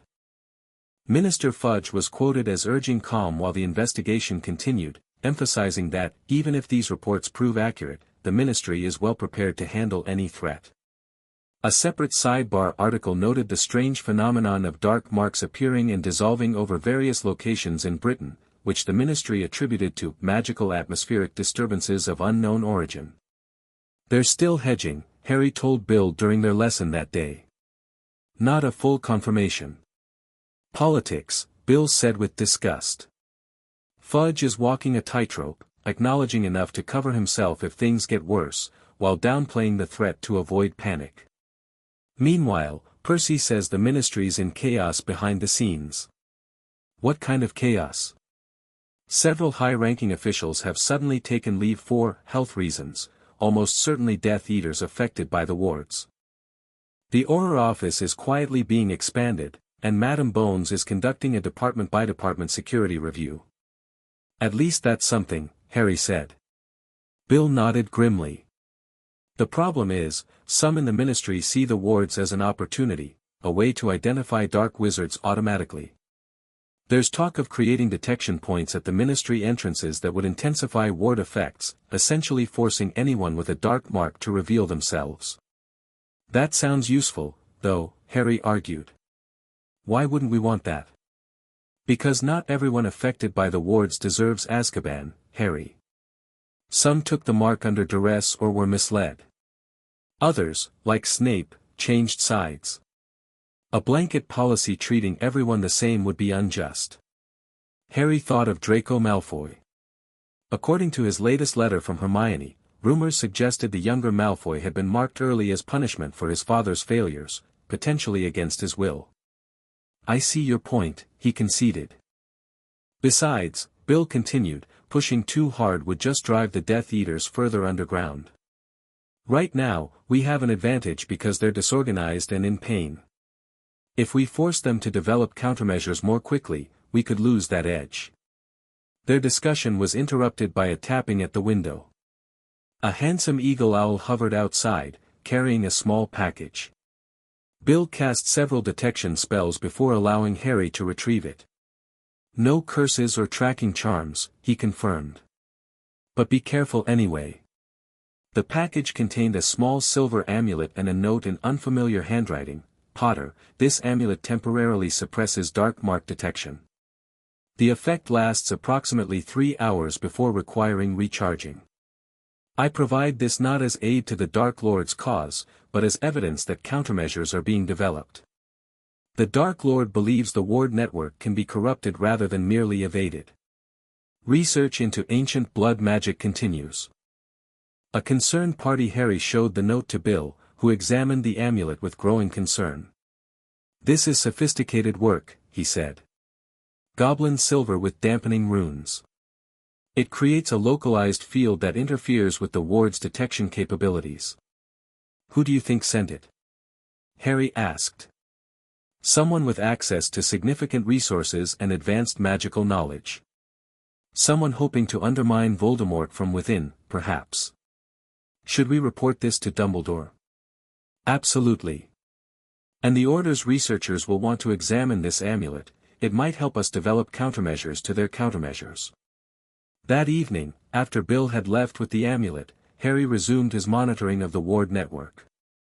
The erratic presence, Lucius Malfoy, he was now certain, had been joined by two others who exhibited similar patterns of appearing and disappearing. The countermeasures were spreading.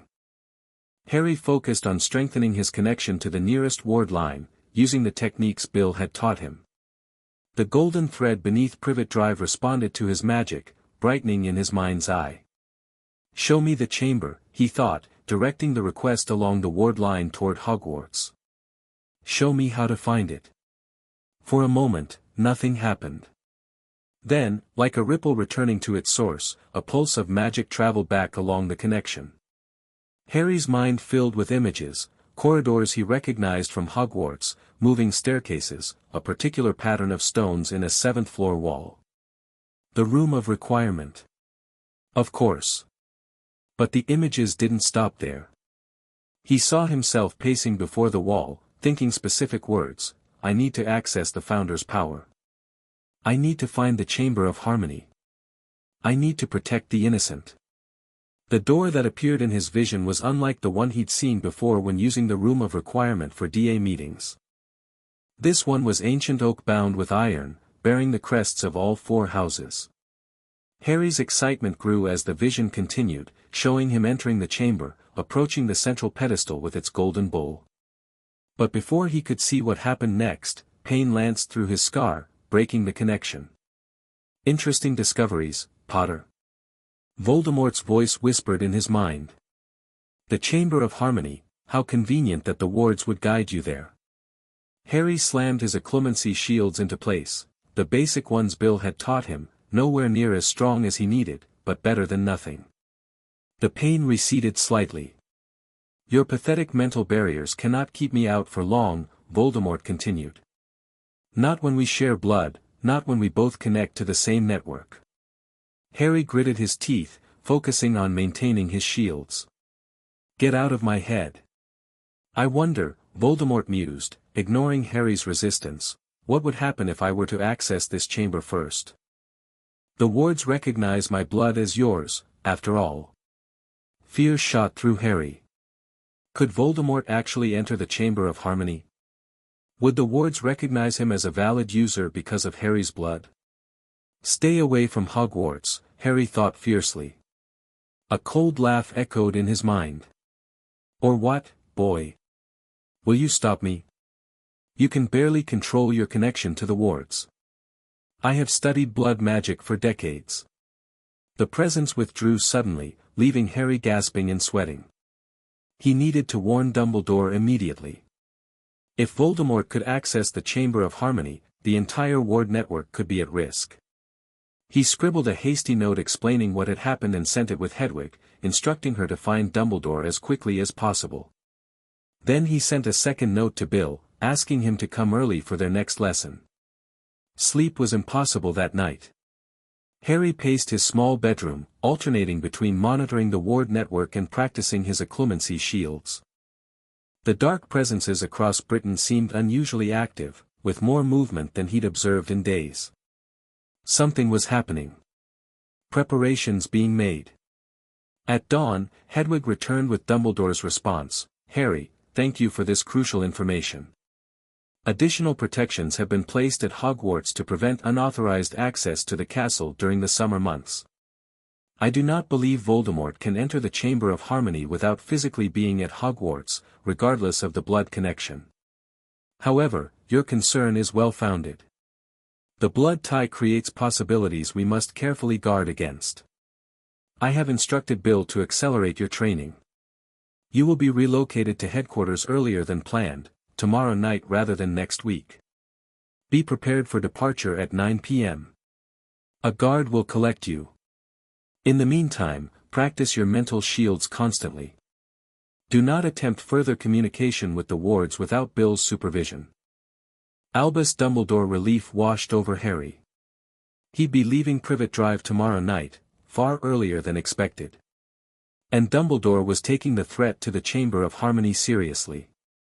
When Bill arrived that morning, his expression was grave. Dumbledore's called an emergency order meeting for tonight. Your vision of Voldemort's interest in the Chamber of Harmony has everyone concerned. Do you think he could really access it? Theoretically. Yes. The blood connection complicates everything. The wards might recognize him as having a legitimate claim because he carries your blood. But physically reaching the chamber is another matter. Hogwarts has substantial protections even during summer. Their lesson that day focused entirely on mental defense, strengthening Harry's occlumency shields and developing techniques to quickly sever unwanted mental connections. The key, Bill explained, is to recognize the intrusion immediately. The longer Voldemort remains in your mind, the harder it becomes to expel him. By the end of the session, Harry's head ached from the effort, but his shields felt more substantial. Not impenetrable by any means, but enough to give him warning of an attempted breach. One more thing before I go, Bill said. I brought you this. He handed Harry a small crystal pendant on a leather cord. The crystal glowed faintly with an inner golden light. It's keyed to your blood signature, Bill explained. It will strengthen your connection to the wards when worn, making it easier to send and receive information through the network. But more importantly, it will alert you if Voldemort attempts to access the network using your blood signature. Harry slipped it over his head, feeling an immediate warmth as the crystal settled against his chest. His awareness of the ward network sharpened, the golden threads appearing more distinct in his mind's eye. Thanks, Bill. For everything. Just doing my job, Bill said with a smile. See you at headquarters tomorrow.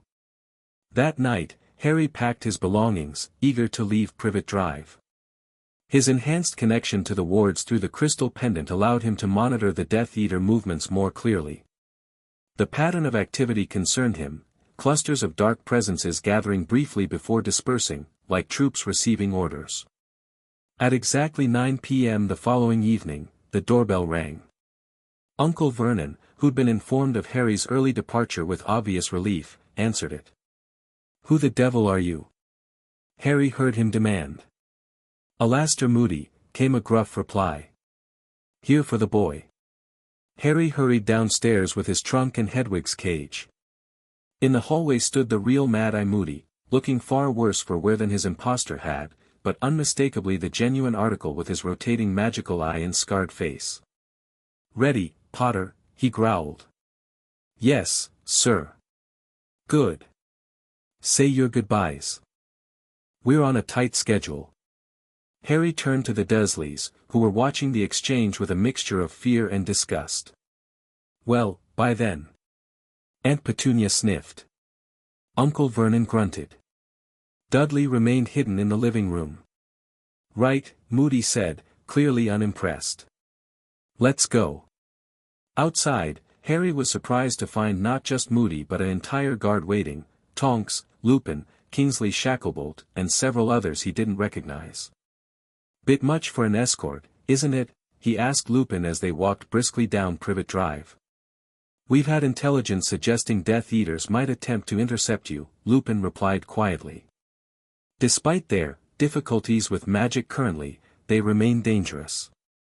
They reached the end of the street, where Moody directed everyone into a tight formation around Harry. We're taking a port key, he announced, producing an old newspaper. Ministry doesn't know about this one, so no trace. Everyone touch it now. As Harry placed his finger on the newspaper, he felt a strange resistance from the crystal pendant, as if it were trying to warn him of something. Before he could mention it, Moody activated the port key. The familiar hook behind the navel jerked Harry forward, but something was wrong. The spinning sensation lasted too long, and when they finally slammed into solid ground, Harry found himself not in Grimmauld Place as expected, but in a clearing in an unfamiliar forest. This isn't headquarters, he said, drawing his wand instinctively. No, it's not, agreed Moody, his magical eye spinning wildly. Something interfered with the port key. The escort formed a protective circle, wands out, scanning the surrounding trees. The wards, Harry realized. My pendant, it tried to warn me. I think the port key was tampered with. Constant vigilance. Moody snarled. Everyone stay sharp. Kingsley, location check. Kingsley cast a complex spell that sent a pulse of blue light outward. We're in the Forest of Dean. Approximately 200 miles from London. Can we apparate from here? Tonks asked. Too risky, Moody replied. If they tampered with the port key, they might have prepared anti-apparition measures too. Harry closed his eyes, focusing on the crystal pendant and his connection to the ward network. Golden threads ran beneath this forest too, though fainter than in more populated areas. There's a ward line about half a mile that way, he said, pointing north. It's stronger than the ones here, might lead to a safer location. Lupin looked at him with surprise. You can sense that? It's what Bill's been teaching me. Moody's magical eye fixed on Harry. Lead the way then, Potter. But stay in the center of the formation. They moved through the forest cautiously, Harry directing them toward the stronger ward line he sensed. The crystal pendant warmed against his chest, enhancing his perception. As they drew closer to their destination, Harry felt the ward line's energy more clearly. It was anchored to something ancient and powerful. There's something up ahead, he said. A ward anchor point, I think. The trees thinned, revealing a small clearing dominated by a circle of weathered standing stones, much smaller than Stonehenge, but similar in arrangement. In the center stood a single altar stone. A druid circle, Lupin said. Likely predates Hogwarts. The ward line runs right through it, Harry confirmed, feeling the golden thread of energy pulsing strongly beneath the stones. As they approached the circle, Harry's pendant grew warmer. The golden line on his arm glowed visibly through his sleeve. Wait, he said suddenly. Something's not right. Too late. As the group crossed the boundary of the stone circle, black-robed figures emerged from the surrounding forest, at least a dozen Death Eaters, wands raised. Nobody move, shouted a familiar voice. Lucius Malfoy stepped forward, his pale face twisted in a triumphant smile. Around his neck hung an amulet identical to the one sent to Harry. Clever trap, Malfoy, Moody growled. But you've made a critical error. Oh. Malfoy raised an eyebrow. And what might that be? You've brought Potter to a ward anchor point. Moody's magical eye swiveled to Harry. Now, boy. Harry understood immediately. Dropping to one knee, he pressed his palm against the ground, connecting directly with the ward line running beneath the stone circle. The golden thread in his arm flared brilliantly, power surging through the connection. Stop him! Malfoy shouted, but the Death Eaters hesitated, clearly afraid of using magic near Harry while he was actively channeling the wards. Harry sent a massive pulse of energy along the ward line, awakening the ancient stone circle. Golden light erupted from the ground, running up each standing stone until the entire circle glowed. The effect on the Death Eaters was immediate and dramatic. Those wearing the dampening amulets like Malfoy staggered backward, the devices smoking as they overloaded. Those without protection collapsed entirely, screaming as their dark marks burned white-hot. Attack!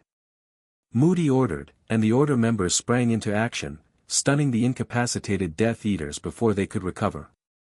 Harry maintained his connection to the ward anchor, feeding it with his magic. The golden glow spread beyond the circle, creating a dome of protective energy that prevented the Death Eaters from escaping by apparition. Malfoy, recovering faster than his companions thanks to his partially functional amulet, aimed his wand at Harry. Avada, he began, but the curse died on his lips as the ward energy surged through his body. He crumpled to the ground, unconscious but alive. Within minutes, the skirmish was over. All the Death Eaters lay stunned or incapacitated, bound with magical restraints conjured by Kingsley. Nicely done, Potter, Moody said gruffly as Harry finally released his connection to the ward anchor. Didn't know you could do that. Neither did I, Harry admitted, feeling drained but exhilarated. It was instinctive. Lupin helped Harry to his feet. You essentially supercharged the local ward node. Impressive magic for someone your age. Will they be okay? Harry asked, nodding toward the bound Death Eaters. They'll live, Kingsley replied. Though they'll have serious magical burns from the ward backlash. I've sent a Patronus to the Auror office, a containment team should arrive shortly. Tonks approached, her hair cycling through colors as her excitement faded. We should get Harry out of here. If this was a planned ambush, there could be a second wave. Agreed, Moody said. Remus, create a port key directly to headquarters. Use the emergency authorization. While Lupin prepared the port key, Harry examined the stone circle more carefully. The golden glow had faded, but he could still feel the power pulsing through the ward anchor. These ancient sites were more than historical curiosities, they were functioning components of the Founders' ward network. Interesting, isn't it? Lupin said, noticing Harry's fascination. The Founders didn't create the ward network from nothing. They incorporated existing magical sites across Britain, linking them together with their blood magic. That's why they're so powerful, Harry realized. They're drawing on magic that's been accumulating for thousands of years. Precisely. And now you're connected to all of it. Lupin handed him a small stone he'd enchanted. Our port key. Should take us directly to headquarters this time. The rest of the escort gathered around, touching the stone. Moody would remain behind with Kingsley to coordinate with the arriving Aurors. Ready? Lupin asked. 3, 2, 1. The port key activated, and this time Harry felt no resistance from his pendant as they spun through space. They landed in the entrance hall of 12, Grimmauld Place, where Sirius was waiting anxiously. Thank Merlin, he exclaimed, embracing Harry tightly. We got Moody's warning about the ambush just minutes ago. We're fine, Harry assured him, returning the hug. We got the better of them, actually. So I heard. Supercharged a ward anchor, did you? Sirius grinned proudly. James would have been impressed as hell. Harry smiled at the mention of his father, warmth spreading through his chest. Harry. Hermione's voice called from the staircase. She rushed down, followed closely by Ron. You're safe. When we heard about the ambush, I'm okay, he assured her as she pulled him into a crushing hug. Better than the Death Eaters, anyway. Ron clapped him on the shoulder. Blimey, mate. You've been here 5 minutes and already fought off a dozen Death Eaters. That's a bit of an exaggeration, Harry said modestly. Not according to Moody's Patronus, Sirius countered. Said you lit up the whole forest with ward magic.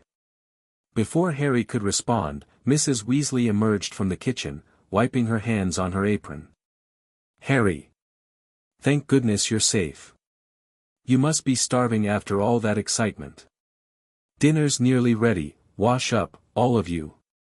As they headed upstairs to drop off Harry's belongings, Ron and Hermione peppered him with questions about the ambush and his growing abilities with the ward network. The pendant Bill gave you actually warned you about the tampered port key? Hermione asked, examining the crystal with fascination. Sort of, Harry explained. It didn't tell me exactly what was wrong, but I could feel resistance when I touched the port key. Like the wards were trying to protect me. And you can actually see the ward lines now? Ron asked. Like, all the time. Not visually, but I can sense them. It's clearer when I concentrate or when I'm near a major anchor point, like that stone circle. They reached the bedroom Harry would be sharing with Ron. It looked much the same as it had the previous summer, twin beds, peeling wallpaper, and a general air of faded grandeur. The whole order's been in and out of here for weeks, Ron said as Harry set down his trunk. Planning, arguing, setting up protective enchantments. Dad says it's even busier than during the First War, because of all the research they're doing on the wards. Has anyone made progress understanding them? Harry asked. Bill's team has mapped about 60% of the major ward lines, Hermione replied. And they've identified most of the anchor points, ancient monuments, stone circles, sacred wells, that sort of thing. Dumbledore's been gathering every book on blood magic he can find, Ron added. Even brought in some expert from Peru who specializes in ancient protective enchantments. Harry sat on his bed, suddenly tired from the events of the day. The drain from channeling the ward anchor was catching up with him. What about Voldemort? He asked. Any news on what he's planning? Ron and Hermione exchanged glances. That's the strange part, Hermione said. According to Snape, Voldemort has been unusually inactive. He's gathering information, studying ancient texts, but not launching any major operations. He's looking for a way to corrupt the wards, Harry said with certainty. He told me as much during our last, mental conversation. He thinks he can use my blood to turn the wards to his advantage. Can he? Ron asked, looking worried. Dumbledore doesn't think so, Hermione replied. The wards respond to intent as much as blood. Voldemort's intentions are fundamentally opposed to what the wards were designed to protect. But he's still trying, Harry said grimly. And we know he's found ways to shield his followers from detection, at least temporarily. A knock at the door interrupted them. Ginny poked her head in. Mum says dinner's ready, she announced. And the order meeting starts right after, so we'll probably get kicked out. Not if Fred and George have anything to say about it, Ron muttered as they headed downstairs. Dinner was a boisterous affair, with most of the Weasley family present along with various order members. Harry found himself seated between Sirius and Bill, who wanted a full account of what had happened at the stone circle. You instinctively accessed a ward anchor without training, Bill marveled. That's extraordinary, Harry. Most warders spend years learning the techniques to do what you did naturally. It didn't feel difficult, Harry admitted. It was like the wards wanted to respond to me. They probably did, Bill said. The network recognizes you as a legitimate user now. The more you interact with it, the more responsive it becomes to your magic. After dinner, as predicted, Mrs. Weasley shooed all the underage wizards upstairs while the order meeting commenced in the kitchen. Fred and George, now officially of age, winked at their younger siblings as they took seats at the table. Don't worry, George whispered. New batch of extendable ears. Completely undetectable. Upstairs in Ron's bedroom, they gathered around as Ginny produced the flesh-colored strings from her pocket. Muffliato, Hermione cast quietly at the door. Just in case. They lowered the extendable ears down the stairwell until they could hear the meeting clearly. Confirmed that Malfoy and 11 others have been taken into custody, Kingsley's deep voice reported. All bearing the dark mark, all wearing silver amulets designed to shield them from ward detection. How sophisticated are these amulets? Came Dumbledore's calm inquiry. Quite advanced, Bill answered. Goblin silver with dampening runes that create a localized field interfering with the ward's detection capabilities. They can mask the dark mark for about 3 hours before requiring recharging. And they're becoming more widespread? Dumbledore asked. Yes, Snape's voice replied. The Dark Lord has commissioned hundreds of them. Every Inner Circle member now possesses at least one. What about the pain response when casting dark magic? McGonagall asked. Do these amulets block that as well? Partially, Snape said. They reduce the effect enough to allow basic spellcasting, but major dark magic remains painfully difficult. The Unforgivables are still essentially impossible to perform while wearing one. Small mercies, Sirius muttered. What's more concerning, Moody growled, is the coordinated nature of tonight's ambush. They knew exactly when and where Potter would be moved. We have a leak. A tense silence followed this pronouncement. Not necessarily, Lupin countered. They could have been monitoring Privet Drive, waiting for signs of movement. Impossible, Moody insisted. The protective enchantments would have revealed any magical surveillance. No, someone told them our plan. Or they anticipated it, Dumbledore suggested mildly. We've moved Harry from Privet Drive to headquarters around the same time each summer. Pattern recognition doesn't require a traitor. Perhaps, Moody conceded reluctantly. But I'm implementing stricter information controls nonetheless. Need-to-know basis only for all operations moving forward. What about the stone circle? Arthur Weasley asked. Kingsley said Harry did something remarkable with the wards there. He supercharged the local ward anchor, Lupin explained. Temporarily amplified its effects to the point where it overwhelmed the Death Eater's protective amulets. Even Lucius Malfoy was incapacitated, and he was wearing the most advanced model we've seen. Murmurs of impressed surprise rippled through the room. This confirms what I've suspected, Dumbledore said. Harry's connection to the ward network is developing beyond mere sensing capabilities. He's beginning to interact with it directly, instinctively. Is that safe? Molly Weasley asked worriedly. The amount of magical energy involved. It appears to be, Bill replied. The wards recognize Harry as a legitimate conduit. They respond to his magic without resistance. The drain he experiences is manageable and recovers quickly with rest. What about the Chamber of Harmony? Sirius asked. Any progress locating it? I've examined the Room of Requirement thoroughly, Dumbledore replied. While it does respond to requests for the chamber, it cannot fully manifest it. The actual chamber appears to be a physical location that the room can create an entrance to, not a configuration of the room itself. And we're certain Voldemort can't access it? Snape asked. Not certain, no, Dumbledore admitted. But I've added additional protections to Hogwarts that should prevent anyone from entering without my knowledge, regardless of their blood connection to the wards. Meanwhile, Bill added, we've been strengthening the ward anchors across Britain. Each time Harry connects to one, like he did today, the entire network grows more resilient against tampering. Which brings us to our next steps, Dumbledore said. I propose accelerating Harry's training with the ward network. The more anchors he connects to, the stronger the overall system becomes. Are you suggesting field trips to ward anchors? Tonks asked. Bit risky, isn't it? Calculated risk, Moody replied. After tonight, the Death Eaters will be more cautious about approaching major ward points. And Potter's demonstrated he can defend himself quite effectively at these locations. I agree with Alastair, Dumbledore said.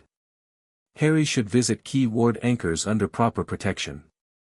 Bill, would you coordinate this effort? Of course, Bill agreed. I've already identified several suitable locations with strong ward signatures and minimal Muggle presence. Excellent. Now, regarding the Ministry's position. The conversation shifted to political matters, with Kingsley reporting on Fudge's reluctant acknowledgement of the evidence regarding Voldemort's return and the growing factions within the Ministry. Harry and the others pulled up the extendable ears, processing what they'd heard. Field trips to ward anchors, Ron repeated. Sounds more interesting than being stuck here all summer. It's not a vacation, Ron, Hermione chided. It's serious magical work. Still better than cleaning this place, Ron countered. Harry barely heard their bickering. His mind was on the Chamber of Harmony and what the Order had said about his developing abilities. The wards were responding to him instinctively now, he'd felt it at the stone circle, the way the ancient magic had surged up to meet his call. Harry? Ginny's voice broke through his thoughts. You okay? Yeah, he replied, focusing on his friends again. Just thinking about everything. It's a lot to take in. That's an understatement, Hermione said sympathetically. In less than 2 weeks, you've gone from not knowing these wards existed to being their primary conduit. Harry nodded, absently touching the crystal pendant around his neck. And Voldemort's trying to find a way to use them too. We need to stay ahead of him. We will, Ron said confidently. That's what the Order's for, isn't it? Harry hoped his friend was right. Because one thing was becoming increasingly clear, the awakened wards had changed the nature of the conflict with Voldemort. It wasn't just about defeating a dark wizard anymore, it was about protecting an ancient magic that could safeguard all of Wizarding Britain. And somehow, Harry found himself at the center of it all. Again. The next morning, Harry woke early, his connection to the ward network humming with increased clarity after his experience at the Stone Circle. He could sense the protective enchantments around Grimmauld Place more distinctly now, layers of spells interwoven with the natural ward line that ran beneath the house. He dressed quickly and headed downstairs, finding the kitchen empty except for Sirius, who sat nursing a cup of coffee and reading the Daily Prophet. "Morning," Sirius greeted him with a smile. "Sleep well?" "Better than expected," Harry admitted, helping himself to toast. Sirius pushed the newspaper toward him. "Take a look. Front page. Mass arrest of suspected Death Eaters. Ministry credits ancient protective magic for breakthrough. The article detailed the capture of 12 high-ranking supporters of you-know-who in the Forest of Dean, including Lucius Malfoy. While light on specifics, it mentioned recently reactivated protective enchantments across Britain that were helping identify those with dark magical affiliations. "They're finally acknowledging the wards publicly," Harry noted. In a carefully controlled way, Sirius nodded. "Fudge is trying to take credit, suggesting the Ministry somehow activated these protections intentionally." Harry snorted. "Of course he is. The important thing is that people know something's happening. They'll be more vigilant, more prepared." Harry read further down the article, which included a statement from Lucius Malfoy's attorney claiming his client had been placed under the Imperius Curse and was innocent of any wrongdoing. "Same excuse as last time," Harry said disgustedly. "Won't work so easily now," Sirius replied. "Not with the wards affecting anyone bearing the dark mark. Hard to claim innocence when ancient magic identifies you as having dark affiliations." Before Harry could respond, Bill entered the kitchen, a stack of parchments under his arm. "Good, you're up," he said to Harry. "We've got a busy day planned. How are you feeling after yesterday?" "Fine," Harry assured him. "Rested?" "Excellent. Dumbledore's approved our ward anchor visitation plan. We'll start with a relatively simple location today, a sacred well in Yorkshire that serves as a minor anchor point. Good for practice without too much magical strain." "When do we leave?" "After breakfast. Tonks and Moody will accompany us for security." Bill spread several parchments on the table. "These are maps of the known ward network. I thought you might want to familiarize yourself with the major nodes and connections." Harry examined the maps with interest. Golden lines crisscrossed Britain, connecting hundreds of points of varying sizes. The largest concentrations were around Hogwarts, London, and several ancient sites like Stonehenge and Avebury. "This is incredible," he murmured. "The founders created all this?" "They unified and enhanced existing magical sites," Bill explained. "Many of these locations had magical properties for thousands of years before Hogwarts was built. What the founders did was connect them into a coherent network and tie it to their bloodlines, creating a system that could identify and resist dark magic across the entire country. And now it's connected to me," Harry said, still struggling to fully comprehend the implications. "Yes, but don't think of it as a burden," Bill advised. "It's responding to you because it recognizes something in your magical signature, your intent, your core values. The wards were designed to protect the innocent, and that aligns with your natural inclinations." Sirius smiled proudly. James and Lily would be amazed. And not surprised at all. After breakfast, they prepared for the day's expedition. Hermione joined them in the entrance hall, clutching several books on ancient magic. "Bill said I could come along to observe," she explained when Harry raised an eyebrow. "I've been researching sacred wells and their magical properties. Wouldn't miss a chance to study, would you?" Harry teased. "This is fascinating magic, Harry. The integration of natural magical convergences with intentional ward structures represents one of the most sophisticated examples of, save the lecture for the journey, Granger, Moody interrupted, clumping down the stairs with his wooden leg. We're on a schedule. Tonks appeared a moment later, her hair a vibrant purple today. Everyone ready? We're taking a secured ministry car, less traceable than magical transportation. The journey to Yorkshire took several hours. Along the way, Hermione shared her research on sacred wells, explaining how many were believed to be points where magical energy naturally rose closer to the surface of the earth. The Celts considered them entrances to the other world, she told Harry. Places where the veil between worlds was thinner. In magical terms, they're natural conduits for earth magic.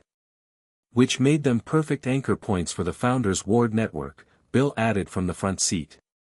They didn't have to create the magical convergence, just tap into what was already there and direct it. As they drove deeper into the Yorkshire countryside, Harry's awareness of the Ward network shifted. He could feel them approaching a significant magical site, not as powerful as the stone circle in the Forest of Dean, but definitely active. It's just ahead, he said, pointing to a wooded hillside. Through those trees. Moody looked at him appraisingly. Good. Your perception's improving. They parked along a narrow country lane and continued on foot, following a barely visible path into the woods. After about 15 minutes of hiking, they reached a small clearing containing a stone-lined well surrounded by ancient oak trees. St. Bridget's Well, Bill announced. Active magical site for at least 2,000 years, Ward anchor point for the last 1,000. Harry approached the well cautiously.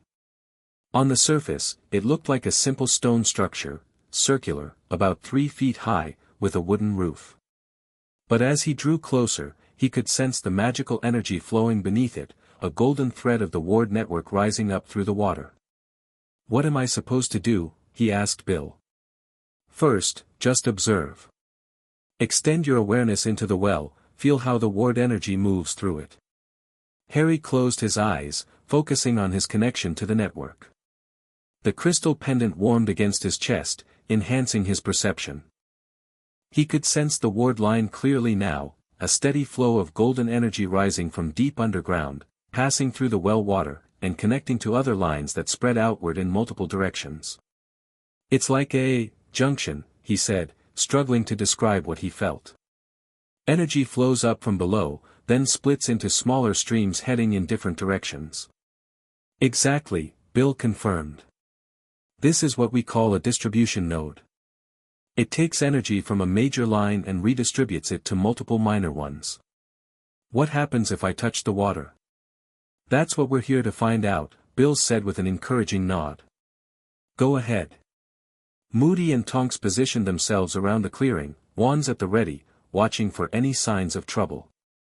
Hermione stood back, observing with undisguised fascination.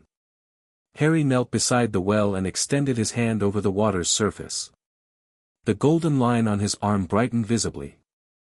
Taking a deep breath, he lowered his fingers until they broke the surface. Immediately, a surge of magical energy coursed up his arm.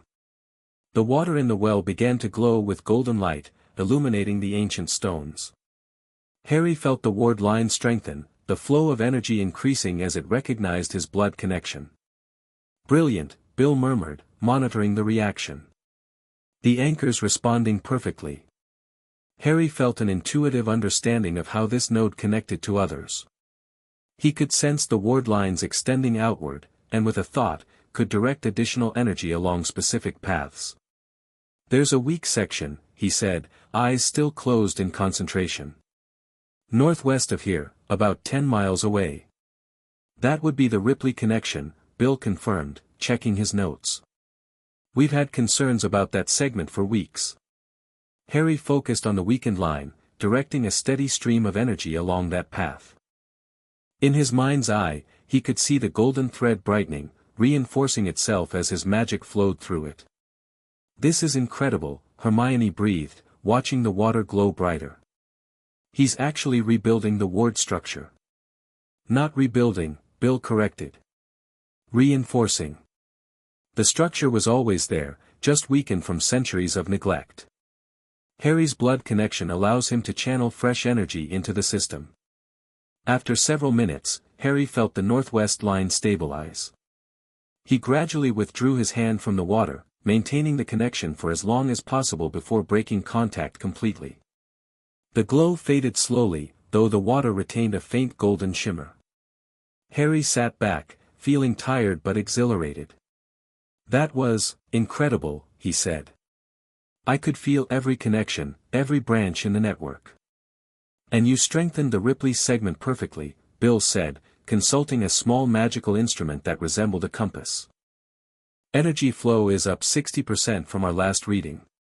"Is that what we'll be doing at all these sites?" Harry asked. "Reinforcing weak points." "Partly," Bill nodded. "But we're also establishing your connection to the entire network. Each anchor point you activate recognizes your magical signature more completely. Eventually, you should be able to access the full network from any location, not just at major anchor points." Moody, who had been scanning the surrounding woods, approached them. "Time to move. We've been here long enough." "One more thing before we go," Bill said. "Harry, try connecting to the well once more, but this time, see if you can leave a trace of your magical signature, like a bookmark, something that would let you find this specific anchor easily from a distance." Harry knelt by the well again, touching the water with his fingertips. This time, he concentrated on embedding a small portion of his magical energy into the anchor point, not just channeling through it, but leaving something behind. The water swirled in response, accepting his magic. "Done," he said, standing up. "I can feel it now, like a beacon I could follow back here if needed." "Perfect," Bill said. "That's exactly what we want to establish at key locations. A network of anchor points you can access quickly in emergencies." As they hiked back to the car, Harry felt a new confidence in his connection to the wards. What had seemed overwhelming and mysterious was beginning to make sense, a vast magical infrastructure that responded to his blood and intent. But something else nagged at him, a question he'd been avoiding since the graveyard. "Bill," he said quietly as they walked, "if my blood activated the wards because of my mother's sacrifice, what happens if I die? Do the wards collapse?" Bill glanced at him sharply. "That's not something you need to worry about, Harry." "But it's a valid question," Harry pressed. "Voldemort has my blood now. If something happens to me, the wards don't depend solely on you being alive," Bill interrupted. "Once activated, they're self-sustaining to a large extent. Your connection strengthens them, certainly, but they wouldn't simply disappear without you." Harry wasn't entirely convinced, but he nodded, letting the matter drop for now. The question remained in his mind, however, just how dependent was this ancient magic on his continued existence?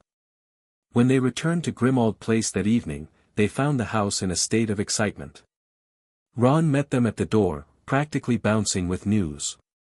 "You won't believe what's happened," he said. "Fudge has been forced to resign."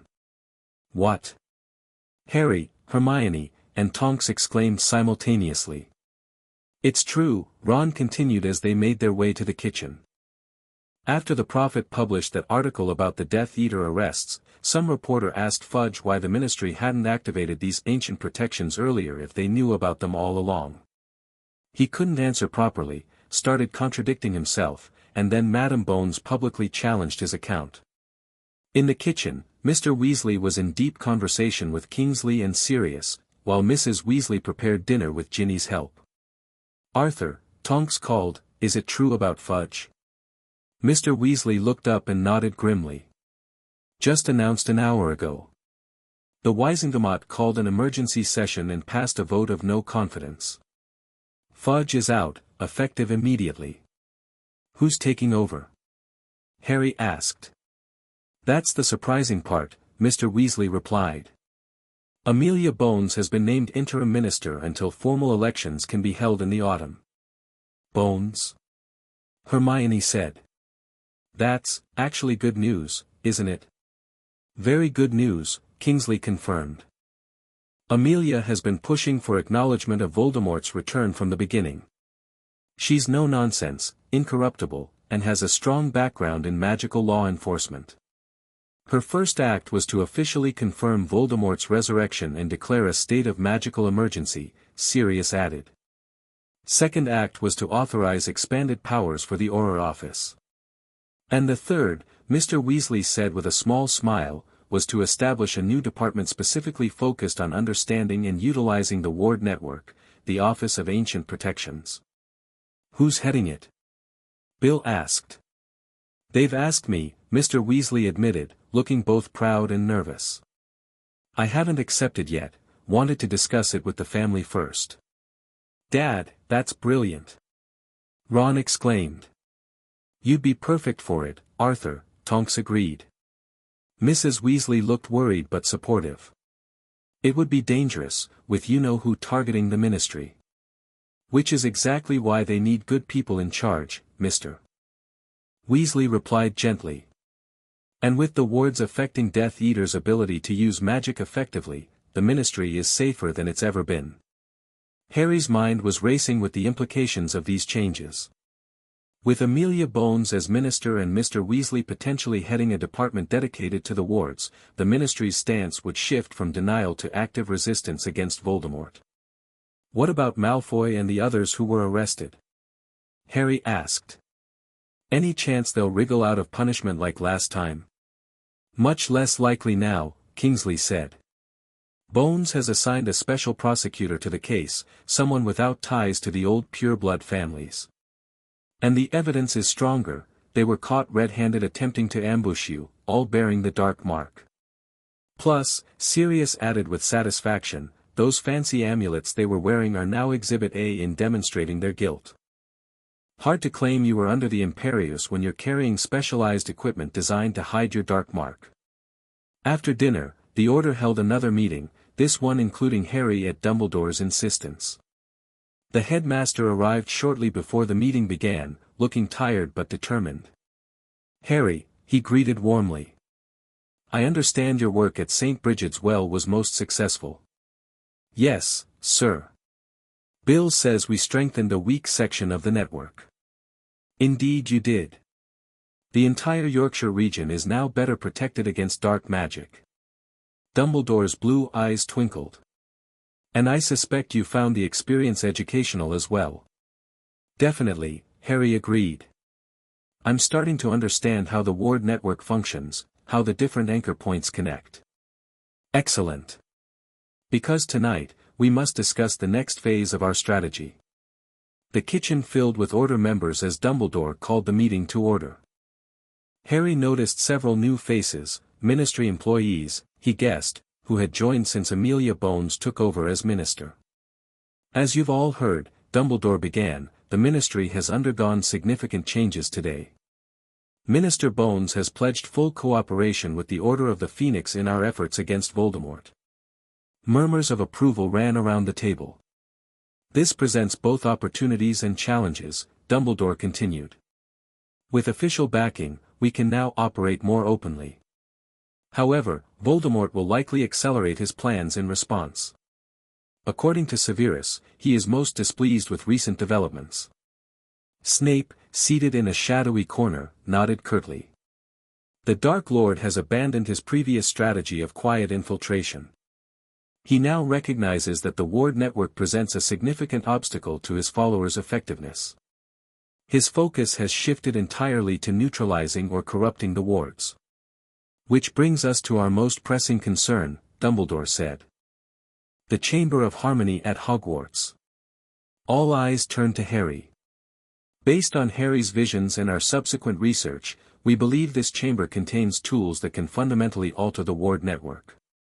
If Voldemort were to gain access to it before Harry is fully prepared to utilize it himself, the consequences could be severe. But Hogwarts is secure, isn't it? Mrs. Weasley asked. You said you've added extra protections. I have, Dumbledore confirmed. However, we must consider the blood connection. Voldemort now shares Harry's blood, the very blood that activated the wards. While this doesn't grant him full access, it does create possibilities we cannot ignore. So what's the plan? Sirius asked. We accelerate Harry's training and connection to the ward network, Dumbledore replied. Bill has identified 7 major anchor points across Britain that Harry should visit and connect with before returning to Hogwarts. Each connection strengthens Harry's position as the ward's primary conduit, making it more difficult for Voldemort to usurp that role. And once he's back at Hogwarts? Remus inquired. He must locate and secure the Chamber of Harmony as quickly as possible, Dumbledore said. The Room of Requirement has shown us it can provide access, but only Harry can fully open the way. Harry felt the weight of responsibility settling on his shoulders once again. What if Voldemort finds a way in before then? That is indeed the risk, Dumbledore acknowledged. Which is why I will be remaining at Hogwarts throughout the summer, contrary to my usual practice. And why we must move quickly with your anchor point visits. Bill unrolled a large map on the table. I've plotted an efficient route to hit all 7 major nodes within the next 3 weeks. We'll start with Avebury tomorrow. It's one of the largest and most powerful anchor points in southern England.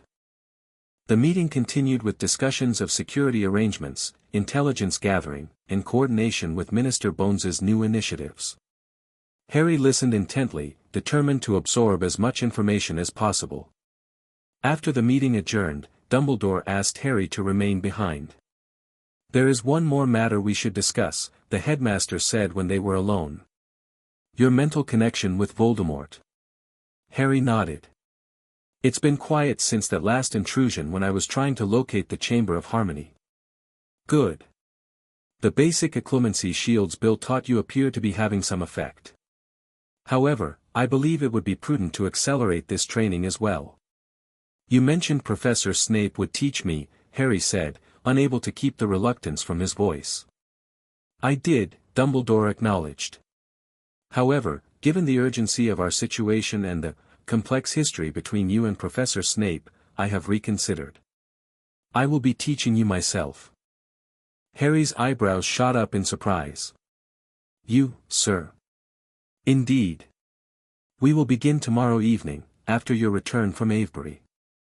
I suspect you will be tired, but mental defense is best practiced when the mind is already somewhat fatigued, it builds stronger resilience. Thank you, sir, Harry said, genuinely relieved not to face occlumency lessons with Snape. There is one more thing, Harry.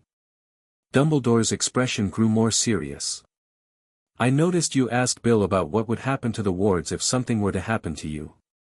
Harry shifted uncomfortably. You heard about that? Bill thought it important to inform me of your concerns.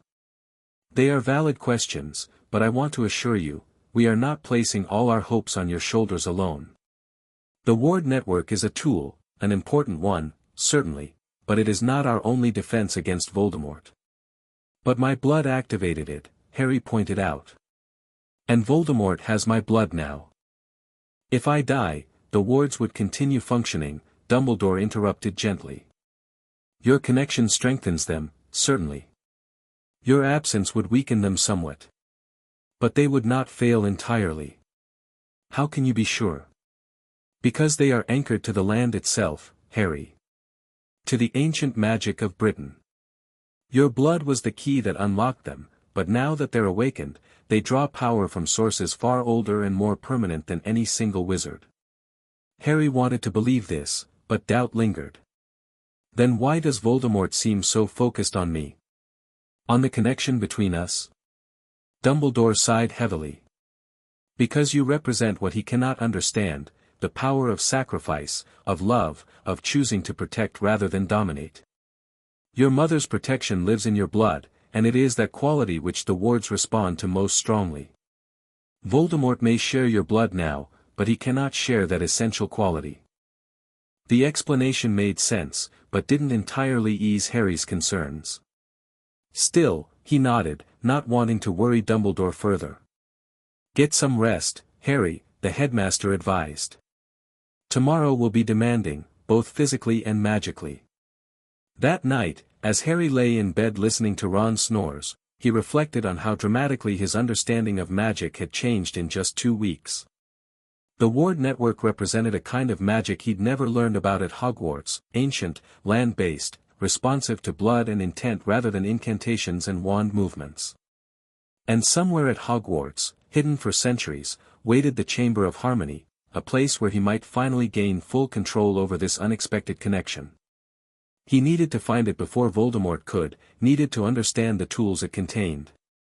Harry closed his eyes, focusing on his awareness of the ward network. Even here, miles from any major anchor point, he could sense the golden threads running beneath London, connecting to larger nodes beyond. With each passing day, his perception grew clearer, his connection stronger. Tomorrow, at Avebury, he would take another step toward mastering this ancient magic. And perhaps, finally, toward understanding his role in the war that was rapidly approaching. The trip to Avebury the next day proved both exhilarating and exhausting. The massive stone circle, far larger than the one in the Forest of Dean, housed one of the primary anchor points of the entire ward network.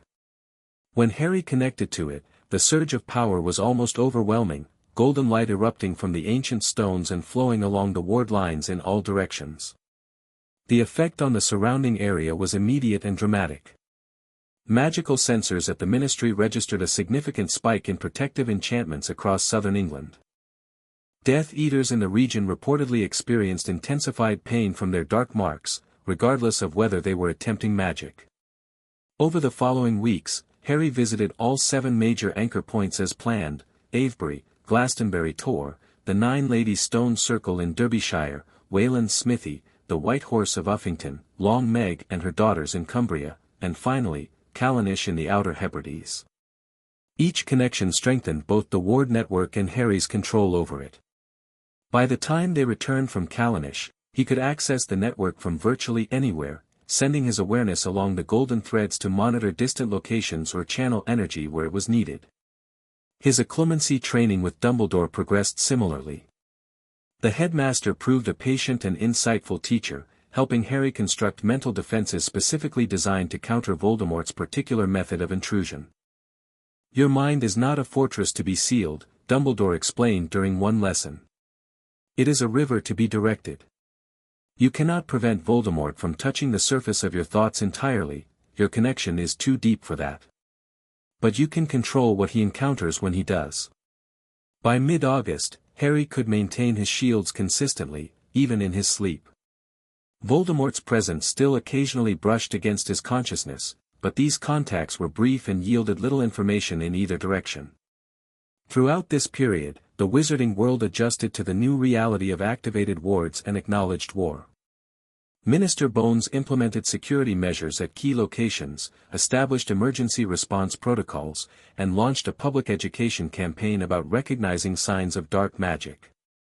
The Death Eaters, meanwhile, remained largely subdued, limited by their inability to use powerful dark magic without experiencing debilitating pain. Those with access to the protective amulets could perform basic spell work, but the more destructive curses, particularly the Unforgivables, remained beyond their capabilities. Voldemort himself had not been seen publicly since the graveyard. According to Snape's reports, he was focusing entirely on research into blood magic and methods of corrupting the ward network. Most concerning were rumors that he had acquired ancient texts from a private collection in Albania, texts reportedly containing rituals specifically designed to manipulate blood-based protections. As August drew to a close, preparations for returning to Hogwarts began. Harry packed his trunk with a mixture of anticipation and apprehension.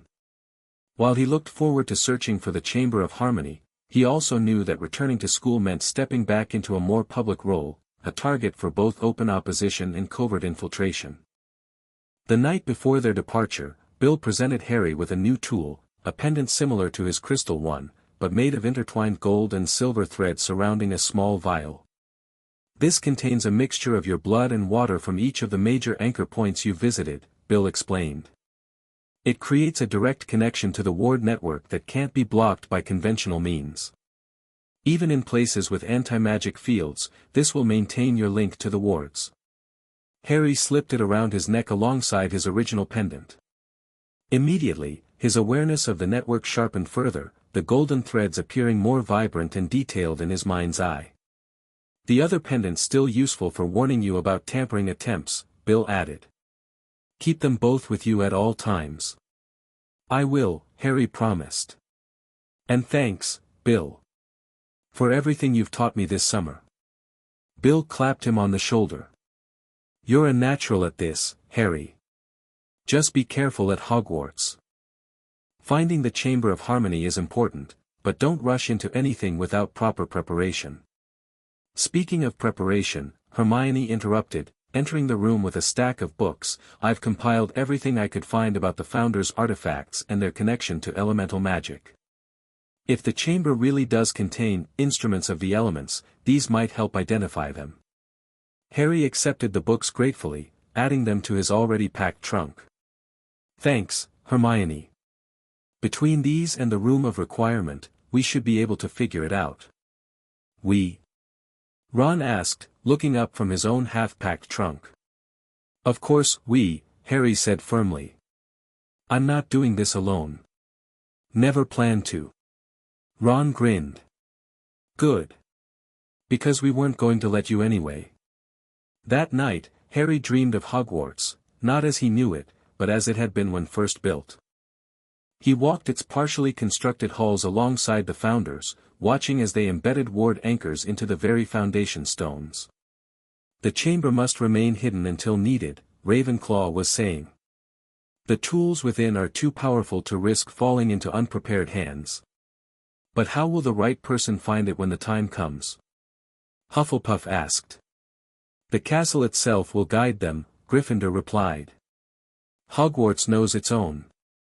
And the Blood Wards will recognize their heir, Slytherin added. Our magic, our intent, preserved through the generations. The dream shifted, showing Harry the completed castle from above. Golden ward lines converged on it from all directions, flowing into the foundations and concentrating at a single point deep within the structure. The Chamber of Harmony. Harry awoke with a start, the image still clear in his mind.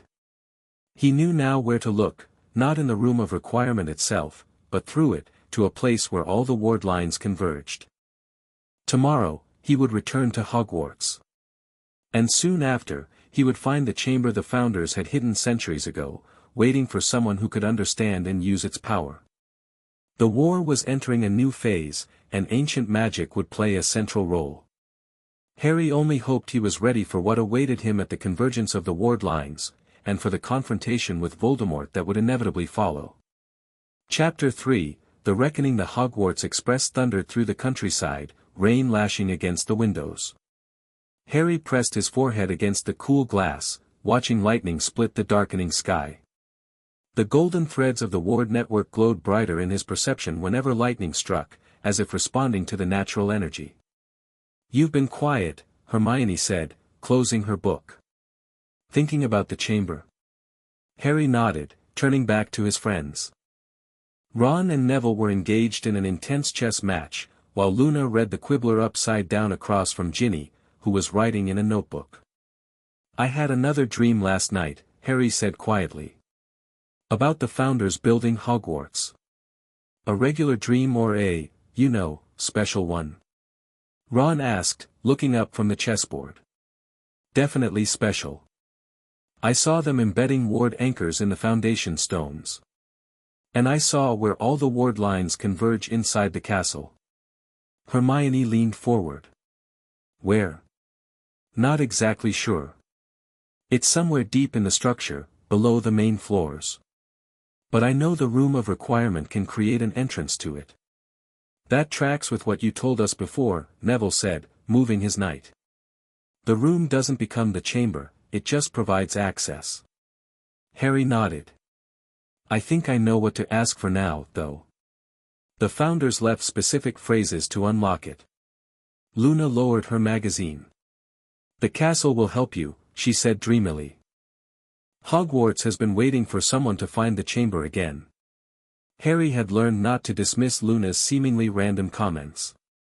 How do you know that? The stones whisper sometimes. Haven't you noticed? They're more talkative since the wards woke up. Before Harry could pursue this, the compartment door slid open. Draco Malfoy stood there, but not with his usual swagger. He looked paler than usual, with dark circles under his eyes. More shocking was the absence of Crabbe and Goyle. He stood alone, posture tense. "Potter. A word?" His voice lacked its usual sneer. Ron started to rise, but Harry waved him down. "It's fine." He stepped into the corridor, closing the compartment door behind him. Malfoy glanced nervously in both directions before speaking. "My father's in Azkaban because of you." "Your father's in Azkaban because he's a Death Eater who tried to ambush me," Harry corrected flatly. "What do you want, Malfoy?" Draco's eyes darted to Harry's arm where the golden line was visible beneath his rolled-up sleeve. "The Dark Lord gave me this summer." He pulled back his own sleeve slightly, revealing the edge of a dark mark. "Punishment for my father's failure." Harry felt the ward network react, a subtle pulse acknowledging the presence of the mark.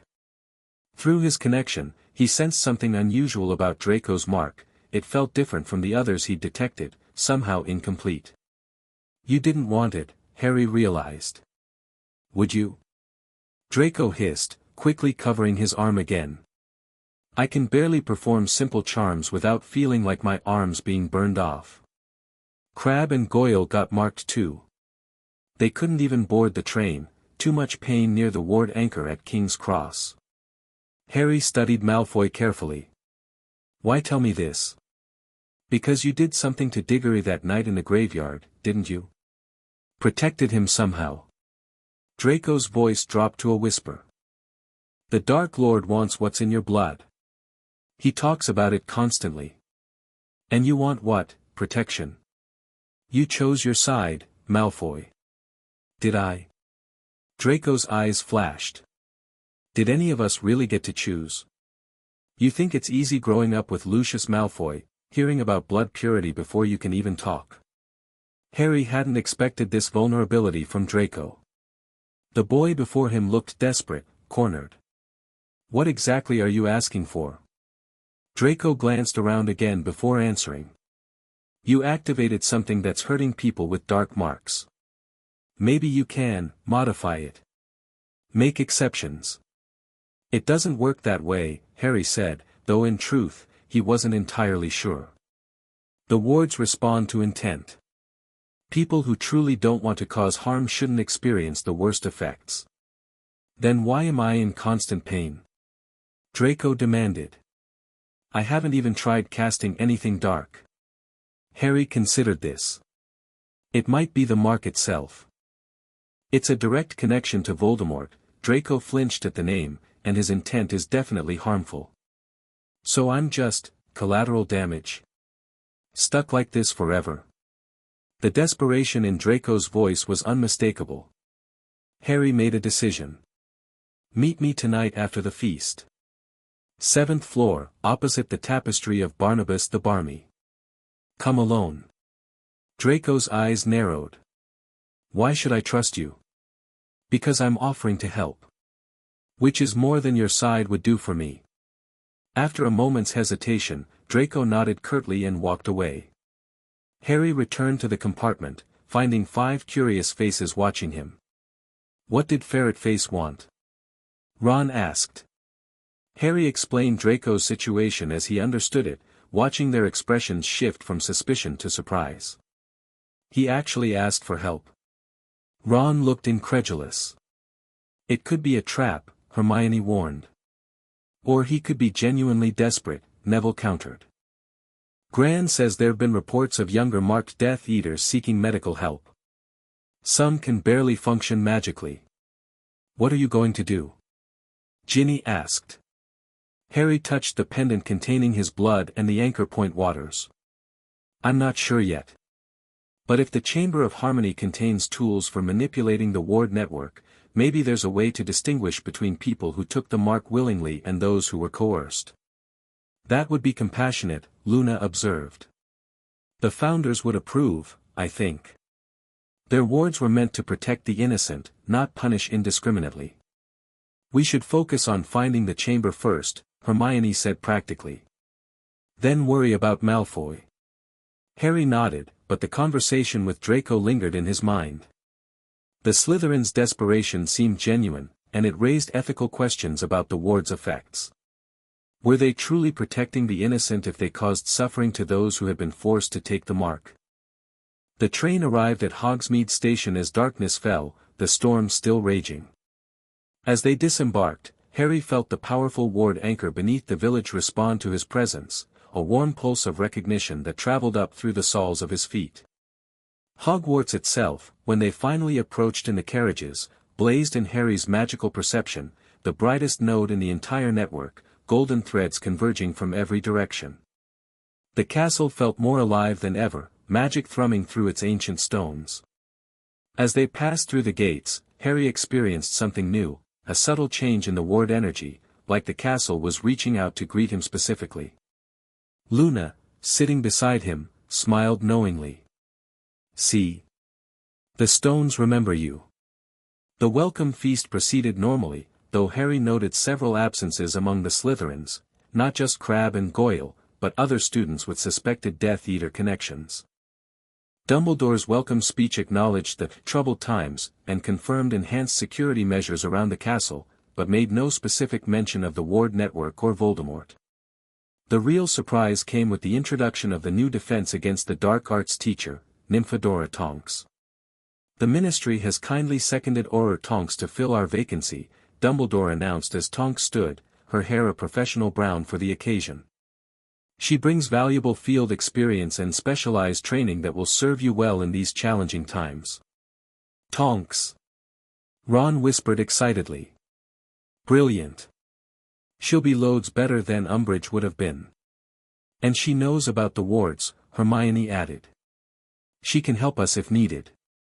After the feast, as students filtered toward their dormitories, Harry caught Dumbledore's eye across the hall. The headmaster gave him a subtle nod, acknowledgement of the task ahead and permission to proceed. "I need to meet Malfoy," Harry told his friends quietly. "You lot go ahead to the tower. I'll catch up." "Not alone, you won't," Ron said firmly. "What if it is a trap?" After brief debate, they agreed that Ron would accompany Harry while the others returned to Gryffindor Tower. They made their way to the 7th floor, arriving at the designated meeting spot a few minutes early.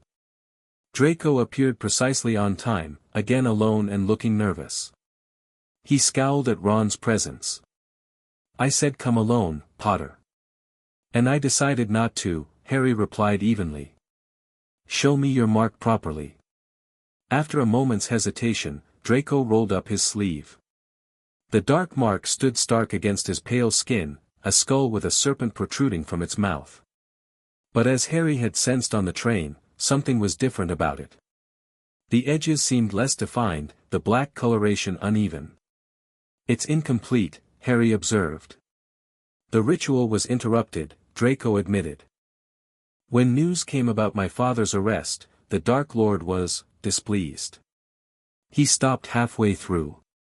Harry moved closer, studying the mark. Through his connection to the wards, he could sense its magical signature, a corrupted tether connecting Draco to Voldemort, but weaker than a full mark would be. "I'm going to try something," Harry said, making a decision. "Hold still." He touched his pendant, focusing on his connection to the ward network. Golden light spread from his fingers as he carefully placed them just above Draco's mark, not touching it, but close enough to feel its dark energy. The wards responded to Harry's magic, golden threads rising through the floor to twine around his legs and up his body. He directed this energy into a thin barrier between Draco's mark and the rest of the ward network, essentially isolating it from detection. Draco gasped, eyes widening as the constant pain he'd been experiencing suddenly diminished. "What did you do?" "Created a buffer," Harry explained, removing his hand. The golden light faded, but he could still sense the protective barrier in place. "The wards won't register your mark as strongly now. It's not gone, but it should hurt less." "Blimey," Ron murmured, watching in fascination. Draco flexed his arm experimentally, then produced his wand and cast a simple Lumos. The wand tip lit normally, and his face showed only minor discomfort rather than the intense pain he described earlier. This is, temporary? He asked cautiously. I don't know, Harry admitted. I'm still figuring this out myself. But I think it should last as long as you don't actively try to use the mark or cast dark magic.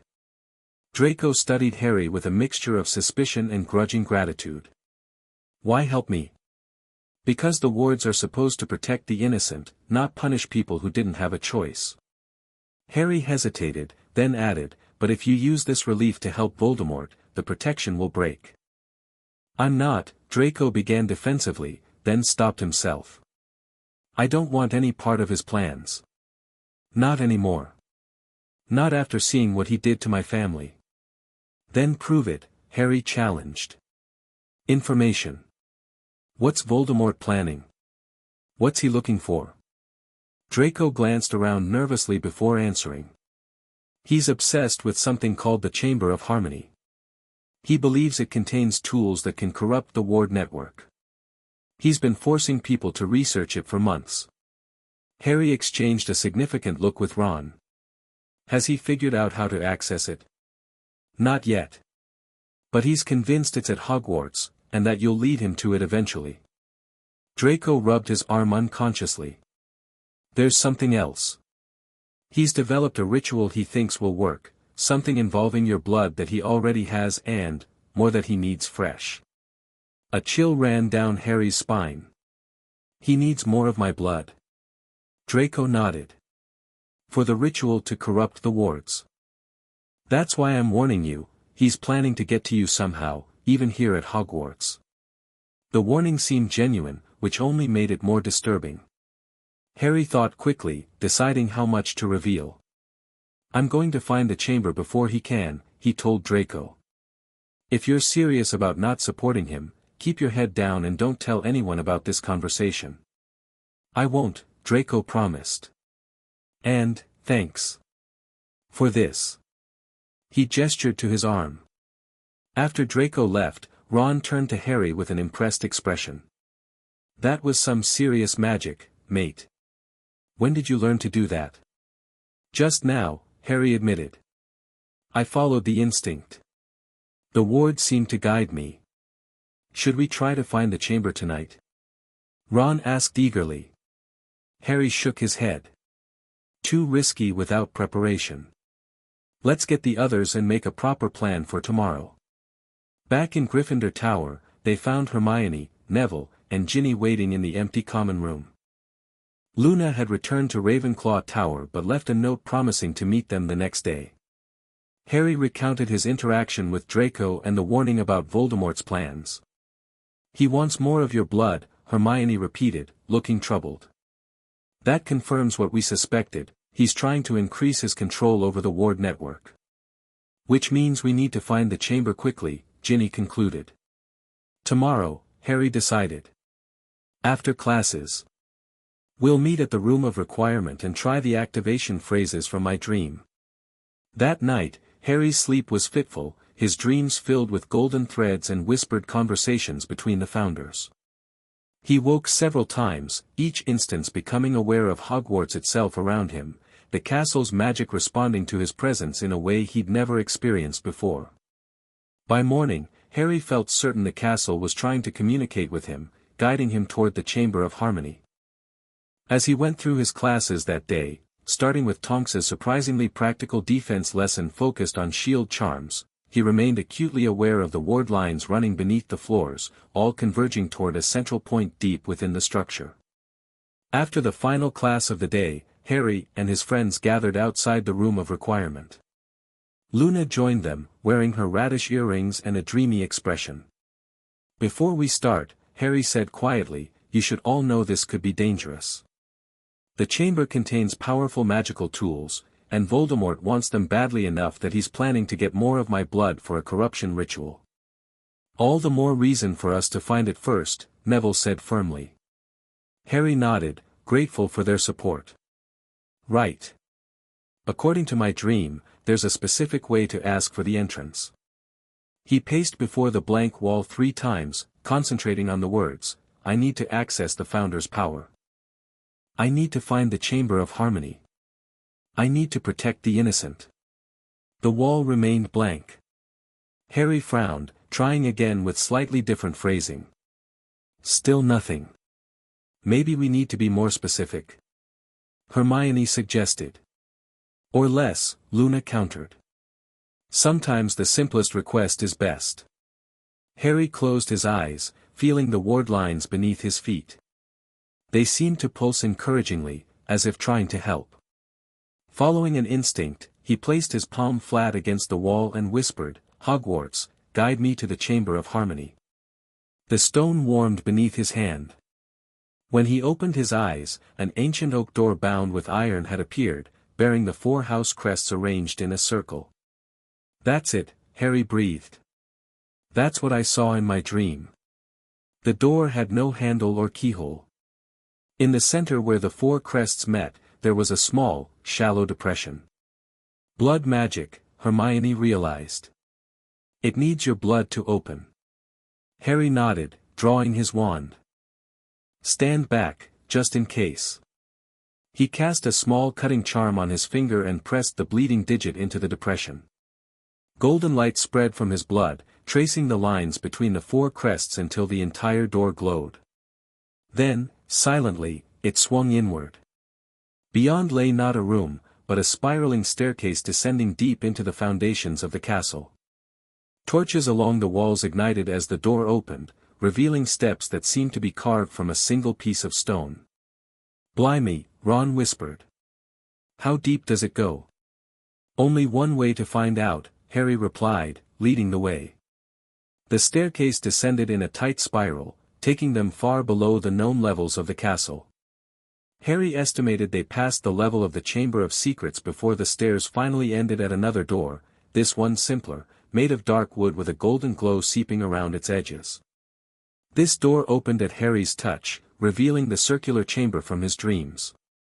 4 stone chairs sat in a cross pattern around a central pedestal bearing a crystal bowl filled with what appeared to be liquid gold.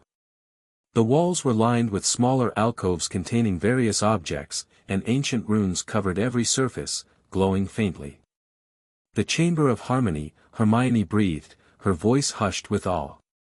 As they entered, the door sealed itself behind them. The chamber was surprisingly warm and filled with a gentle humming sound, the convergence of all the ward lines Harry had been sensing. "This is amazing," Neville said, turning slowly to take in the entire chamber. "You can feel the magic in the air." Harry approached the central pedestal cautiously. The golden liquid in the bowl swirled as he neared, forming patterns that resembled the ward network spread across Britain. Within it, he could see tiny dark spots representing Death Eaters, the same awareness he'd developed over the summer, but visualized physically. "I think this shows the entire ward network," he said. "Look, there's Hogwarts." He pointed to a particularly bright spot in the liquid. The others gathered around, studying the bowl with fascination. "What are those?" Ginny asked, pointing to 4 objects arranged around the bowl, a small dagger, a silver chalice, a bronze scale, and what appeared to be a green crystal wand. "The instruments of the elements," Luna said confidently. "Fire, water, air, and earth. One for each founder." Harry recalled Bill's words about the legends, tools corresponding to each founder's affinity that could supposedly amplify or redirect the ward energies. "Gryffindor's fire," he murmured, reaching for the dagger. Its hilt was warm to the touch, set with rubies that glowed like embers. As his fingers closed around it, knowledge flooded his mind, not in words, but in understanding. The dagger could channel magical energy into focused points, strengthening specific sections of the ward network or creating new anchor points. The others carefully examined the remaining instruments. Hermione lifted the bronze scale, Ravenclaw's heir, and gasped as similar knowledge came to her. "It measures magical intent," she explained. "It can discern the true purpose behind actions, helping the wards distinguish between harmful and benign magic." Neville picked up the green crystal wand, Hufflepuff's Earth, which seemed to respond to his touch with particular strength. "This connects to the land itself," he said wonderingly. "It can tap into the natural magic of Britain to power the wards." Luna reached for the silver chalice, Slytherin's water, studying its serpentine engravings. "This purifies and channels magical energy," she said. "It can cleanse corruption from the ward lines or redirect their flow." Together, they form a complete system for maintaining the wards, Hermione realized. Creation, discernment, power, and purification. As they explored further, Harry discovered alcoves containing historical records, journals from the founders, maps of the original ward placements, and instructions for various ward-related rituals. One journal entry caught his attention, Godric Gryffindor's account of how they created a failsafe within the ward system. Should dark forces ever corrupt the network, the chamber provides sanctuary and the means to cleanse the corruption. The instruments, wielded by those of pure intent, can sever dark influences and restore the wards to their protective purpose. But beware, the same tools that heal can harm if used with malice. Thus we have sealed this chamber against all but those recognized by blood and intent as worthy guardians. Harry shared this passage with the others, its implications clear. This is what Voldemort wants, the ability to corrupt the entire network. And these are the tools that could stop him. Or that he could use to corrupt it faster if he got hold of them, Ron pointed out grimly. "We need to learn how to use these properly," Hermione said. "Before he finds a way in." Harry was about to agree when pain lanced through his scar, sharp and sudden. He staggered, catching himself against the pedestal. "Harry!" Ginny cried, reaching for him.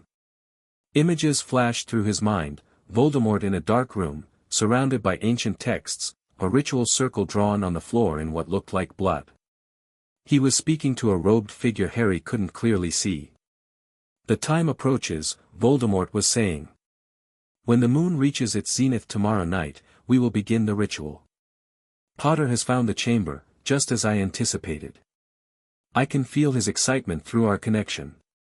Harry pulled back, slamming his occlumency shields into place. The vision faded, but the implication remained clear. "He knows," Harry gasped. "Voldemort knows we've found the chamber. He's planning his ritual for tomorrow night." "How could he know already?" Neville asked. Harry touched his scar. "Our connection. I felt him just now, he sensed my emotions when we entered the chamber." "What exactly did you see?" Hermione pressed. Harry described the vision in detail, the ritual circle, the texts, Voldemort's words about the moon reaching its zenith. "Tomorrow's the full moon," Luna noted. "A powerful time for blood magic. Then we have less than 24 hours to figure out how to use these instruments properly," Ginny said. Harry nodded grimly. "And to prepare for whatever Voldemort's planning." They decided to work in shifts, studying the Founders' journals and practicing with the elemental instruments. Hermione and Luna would research the protective capabilities, while Harry, Ron, Neville, and Ginny focused on learning to channel magic through the tools. "Someone should tell Dumbledore," Hermione pointed out. "I'll go," Ron volunteered. "The rest of you start working. I'll bring back food from the kitchens too, might be a long night." After Ron left, Harry examined the golden liquid in the bowl more carefully. It responded to his thoughts, zooming in on different areas of the ward network as he concentrated on them. "Look at this," he called to the others. "I can see individual anchor points." He focused on Grimmauld Place, and the liquid shifted to show the ward lines running beneath the hidden headquarters. They appeared strong and stable, pulsing with protective magic. "Try focusing on where you sensed Voldemort in your vision," Neville suggested. Harry concentrated, trying to recall the room from his brief glimpse. The liquid swirled but showed nothing clear, just a hazy darkness. "He must be somewhere heavily warded," Harry concluded. Ginny, who had been examining Gryffindor's dagger, looked up suddenly. "Harry, I think I understand what this does. It doesn't just strengthen existing ward points, it can create temporary ones." She demonstrated, channeling a small amount of magic through the ruby-hilted blade. The tip glowed red, and when she touched it to the stone floor, a miniature ward anchor formed, a small circle of glowing runes that pulsed with protective energy. "That could be incredibly useful," Harry said, impressed. We could set up emergency protection anywhere. Luna, meanwhile, had filled Slytherin's chalice with water from a small fountain in one corner of the chamber. "Watch this," she said dreamily, adding a drop of her blood to the water. The liquid shimmered, turning silver. "It shows truth. See." She tilted the chalice, and an image formed on the surface, Death Eaters gathering in what appeared to be a large, ornate room. In the center stood Voldemort, directing preparations for something complex. "That's Malfoy Manor," Neville said, peering at the image. "My gran attended events there years ago, before everything." "Can they see us watching them?" Hermione asked anxiously. "No," Luna replied confidently. "The chalice only reveals, it doesn't connect."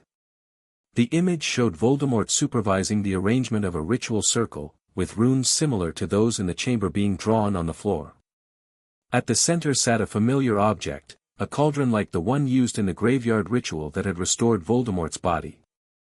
"He's recreating elements of the resurrection ritual," Harry realized. "But adapting it for the wards." Ron returned with Dumbledore and Professor McGonagall in tow, both looking grave. "I see you have indeed found the chamber," Dumbledore said, his blue eyes taking in the ancient room. "And begun to discover its secrets." He approached the central pedestal, studying the golden liquid with evident familiarity. "The Founder's Ward Pool. A remarkable magical creation, both map and control center for the entire network." "You've been here before," Harry realized. Dumbledore nodded. "Once, many years ago. The castle permitted me entry as headmaster, though my access was limited compared to yours. I could observe the ward network but not manipulate it as you can." "Professor, Voldemort knows we found the chamber," Harry said urgently. "He's planning some kind of ritual for tomorrow night at Malfoy Manor. We've seen preparations through Slytherin's chalice." Dumbledore examined the image still visible on the silver surface. "Most concerning. The runes they're drawing are ancient corruption symbols, designed to twist protective magic to the opposite purpose." "Can we stop them?" McGonagall asked.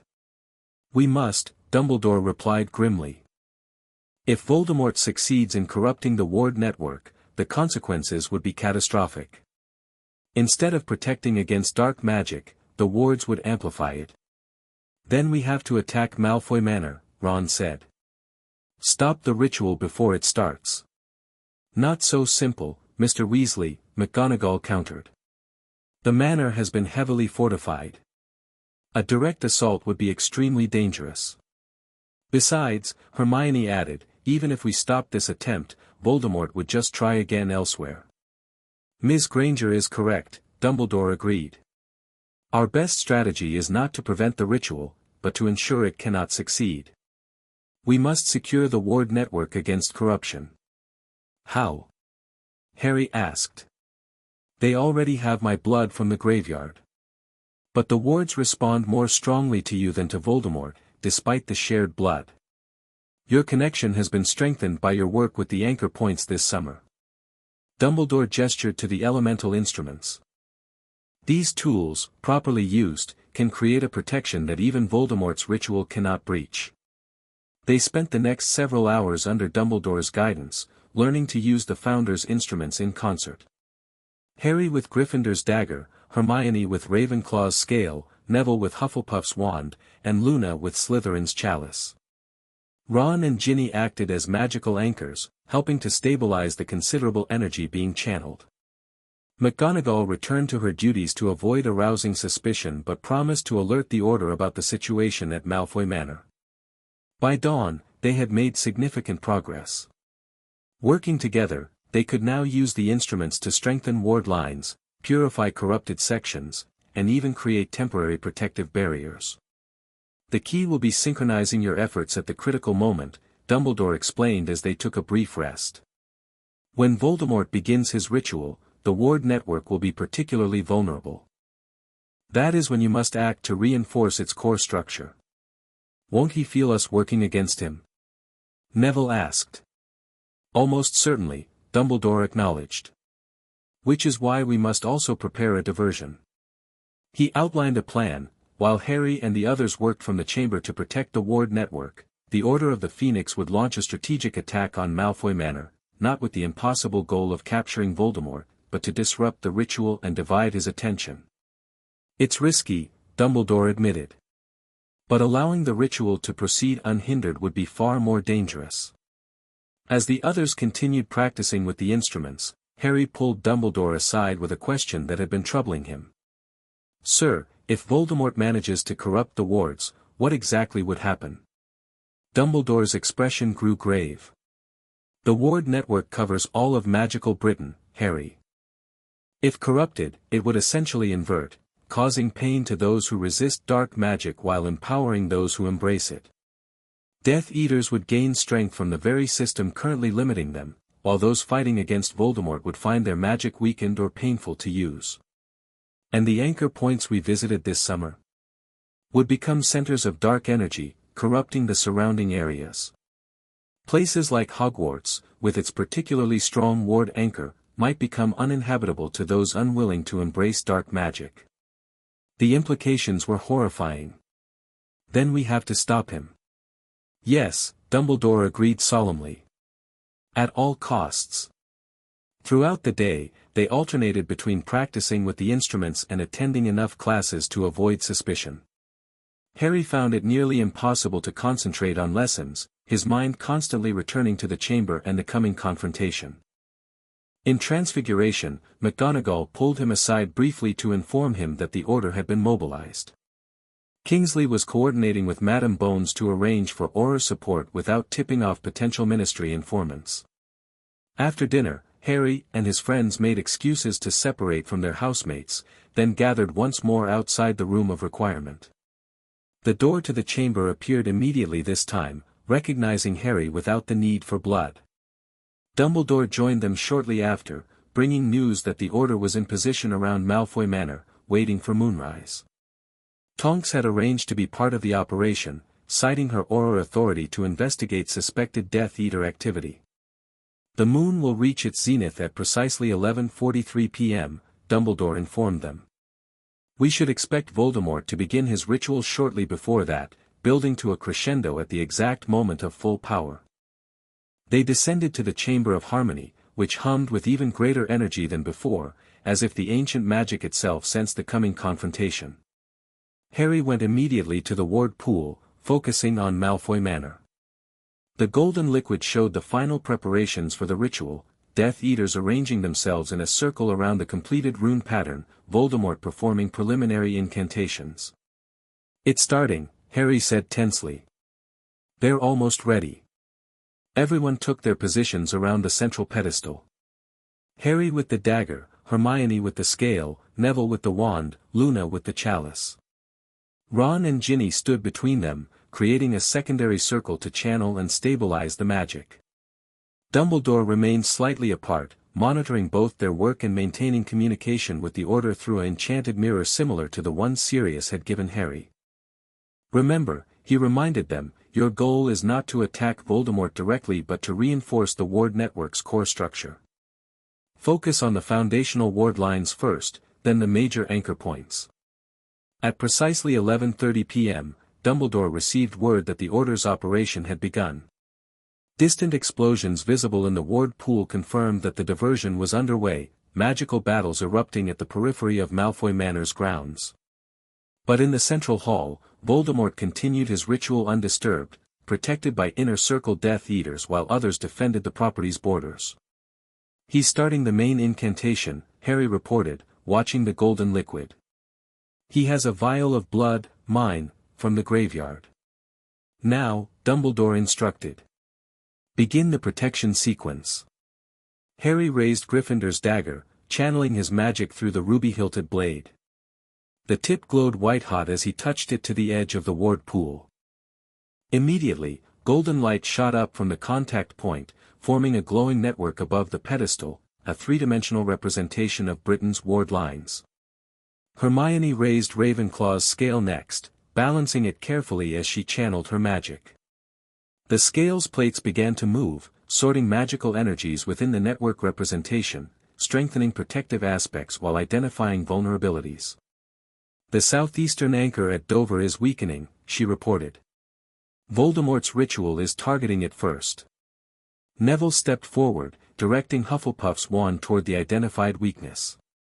Green energy flowed from the crystal tip, reinforcing the compromised section by drawing power directly from the earth magic beneath Hogwarts. As the others worked, Luna dipped Slytherin's chalice into the ward pool, filling it with the golden liquid. She added 3 drops of her own blood, murmuring an incantation they discovered in the Founder's journals. The mixture turned silver, then crystal clear. Purification engaged, she said dreamily. The corruption cannot take hold while the water remains clear. In the ward pool, they could see Voldemort react with anger as his first attempt to corrupt the Dover anchor met unexpected resistance. He intensified his efforts, pouring more magic into the ritual. He knows we're interfering, Ron said tensely. Look at his face. Indeed, Voldemort's serpentine features were contorted with rage. He shouted instructions to the Death Eaters, who adjusted the ritual circle, redirecting their attack to a different anchor point. Avebury, Hermione identified quickly. They're targeting where Harry connected this summer. Neville immediately shifted his focus, the green wand channeling earth magic to strengthen the Avebury anchor. At the same time, Harry used the dagger to create temporary support structures around it, additional ward lines that could absorb the corrupting energy without allowing it to reach the main anchor. The chamber hummed with power as they worked, the ancient magic responding eagerly to their efforts. Harry felt the ward network almost as an extension of himself now, each line and anchor a part of a vast living system that he could influence with thought and intent. Through the ward pool, they watched as the Order's attack intensified. Sirius and Remus led one group that had breached the outer defenses, while Kingsley and a team of Aurors approached from another direction. Spellfire lit up the grounds of Malfoy Manor like multicolored lightning. Yet Voldemort remained focused on his ritual, though his fury at the continued resistance was evident. He drew a silver knife, identical to the one Wormtail had used in the graveyard, and sliced his own palm, adding fresh blood to the cauldron at the center of the circle. He's escalating, Dumbledore warned. The shared blood connection gives him greater power. Prepare for increased pressure on the network. Almost immediately, Harry felt it, a dark, oily sensation seeping into the ward lines, seeking vulnerabilities. It felt like Voldemort himself, cold and malevolent, reaching through their shared blood to corrupt what Harry protected. He's targeting too many points at once, Hermione cried, the scale tilting wildly as it tried to sort the multiple attacks. We can't defend everything simultaneously. We don't have to, Harry realized.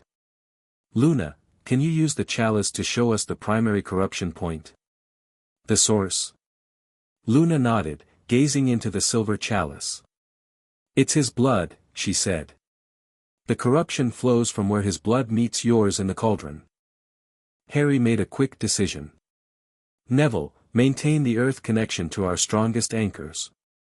Hermione, use the scale to identify which points we can temporarily sacrifice without compromising the whole network. Ginny, Ron, be ready to channel extra power when I need it. He raised Gryffindor's dagger high, focusing his intent. Rather than continuing to defend individual points, he would attempt something more direct, using the dagger's ability to create new ward lines to establish a countermeasure at the ritual source. Dumbledore, he called, tell the Order to push harder, we need Voldemort distracted for just a minute. The headmaster nodded, relaying the message through the enchanted mirror. In the ward pool, they saw the attack intensify dramatically, Tonks leading a particularly aggressive push that broke through to the manor house itself. Alarms must have sounded inside, because several Death Eaters broke from the ritual circle to respond to the threat, weakening the magical energy Voldemort had carefully constructed. Now. Harry plunged the dagger directly into the center of the ward pool. Golden fire erupted from the contact point, flowing through the network representation and focusing on the image of Malfoy Manor in the liquid below. Harry channeled every ounce of his magical energy through the blade, visualizing a new ward line forming directly through the ritual circle, a line keyed specifically to his own blood's protective qualities. Ron and Ginny gripped his shoulders, lending their magic to strengthen the connection. Harry felt power surging through him, more than he'd ever channeled before. The golden line on his arm blazed brightly, visible even through his sleeve. In the ward pool, they watched as a brilliant light manifested in the center of Voldemort's ritual circle, erupting from the cauldron itself. The Dark Lord staggered back, his face contorted in shock and pain as the ward magic Harry had sent directly targeted the blood connection between them. "It's working!" Hermione exclaimed. "The corruption is reversing." Indeed, the dark, oily sensation in the ward network was receding, pushed back by the concentrated protective magic Harry had channeled. The ritual circle at Malfoy Manor began to destabilize, runes flickering and fading as their corrupting purpose was neutralized. Voldemort, realizing his ritual was failing, abandoned subtlety for raw power. He thrust both hands into the cauldron, directly contacting the mixture of his and Harry's blood, and began a new incantation, darker, more desperate. The backlash hit Harry like a physical blow. His scar erupted in agony as Voldemort forced their connection wide open, trying to use it to overwhelm Harry's influence on the wards. "He's trying to reach the chamber through you," Dumbledore warned, moving quickly to Harry's side. "You must close your mind." Harry struggled, the pain nearly blinding. Through the connection, he could feel Voldemort's rage and desperation, and beneath that, fear.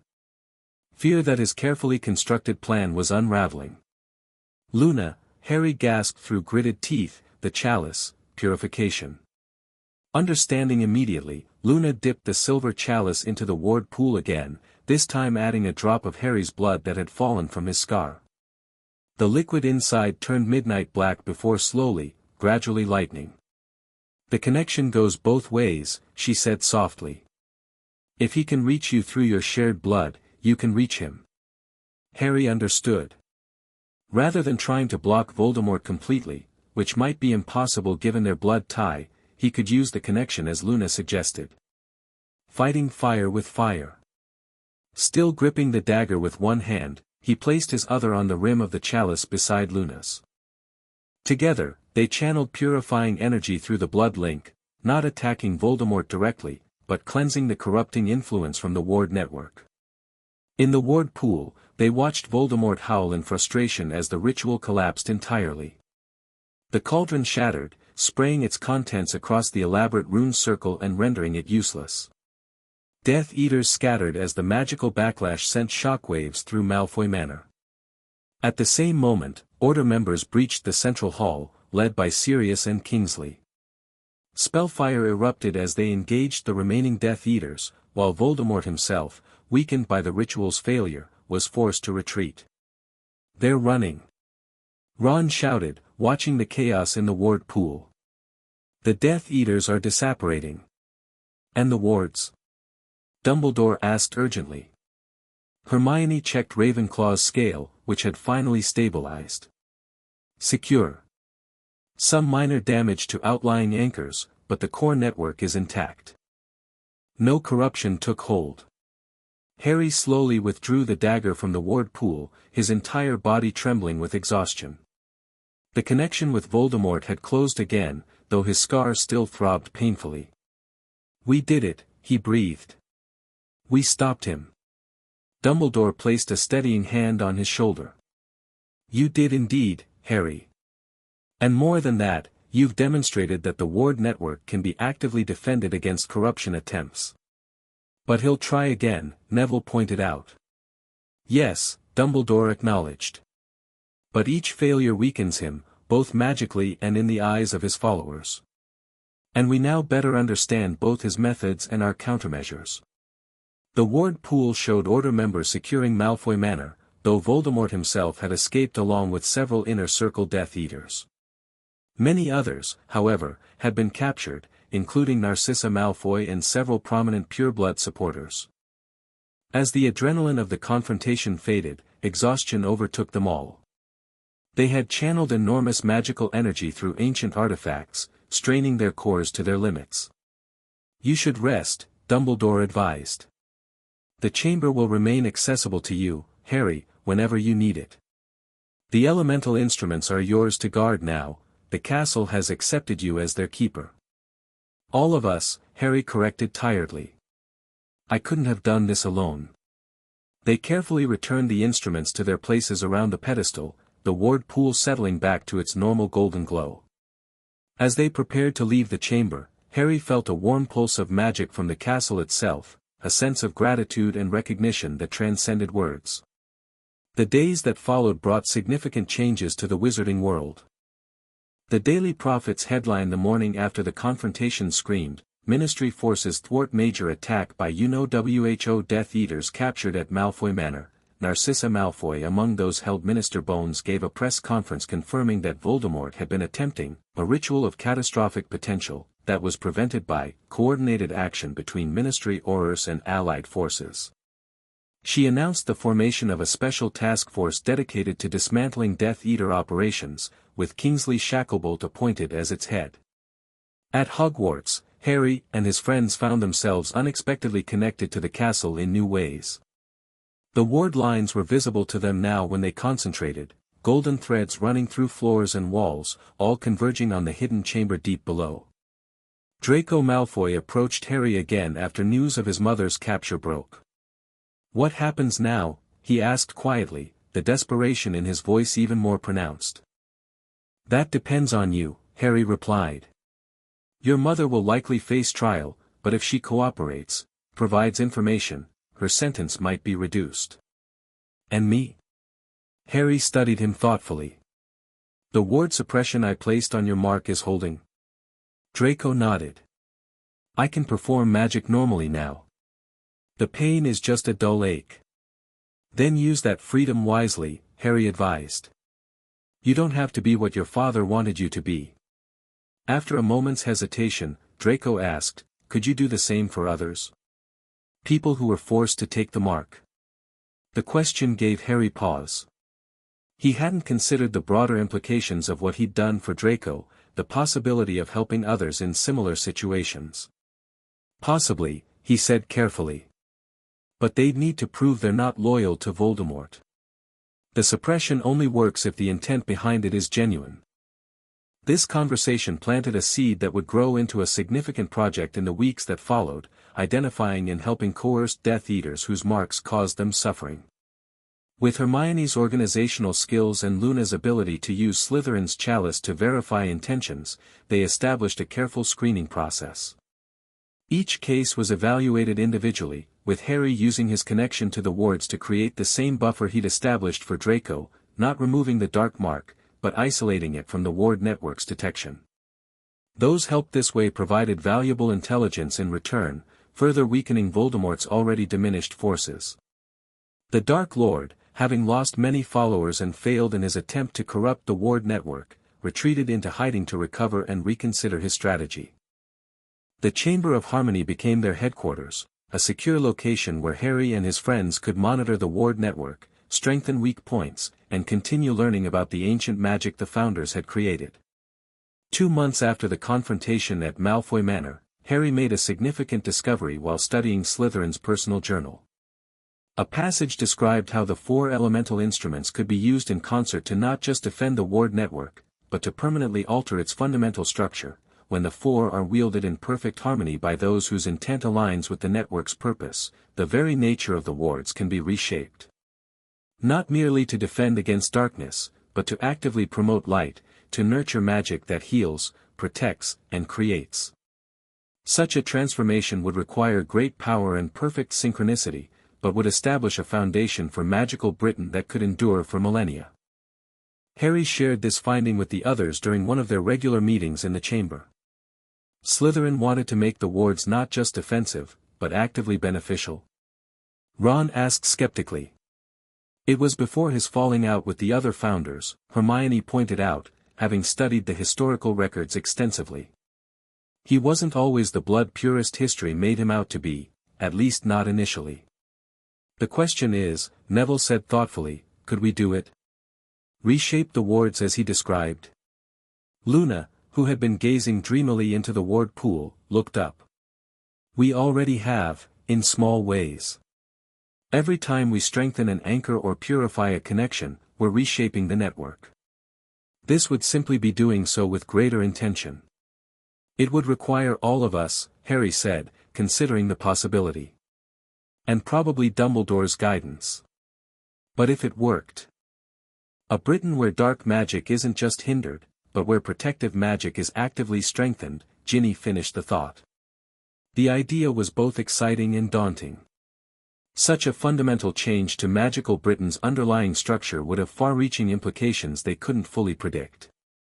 They decided to research further before attempting anything so significant, consulting with Dumbledore and other trusted magical experts like Bill, who had continued his ward studies. Meanwhile, the war entered a strange, suspended state. Voldemort, weakened and with his forces diminished, focused on rebuilding rather than attacking. The Death Eaters who remained loyal to him stayed hidden, avoiding areas with strong ward anchors where their magic would be compromised.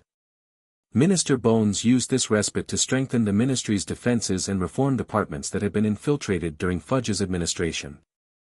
Arthur Weasley's Office of Ancient Protections expanded, working closely with Bill's team to identify and reinforce ward anchors across Britain.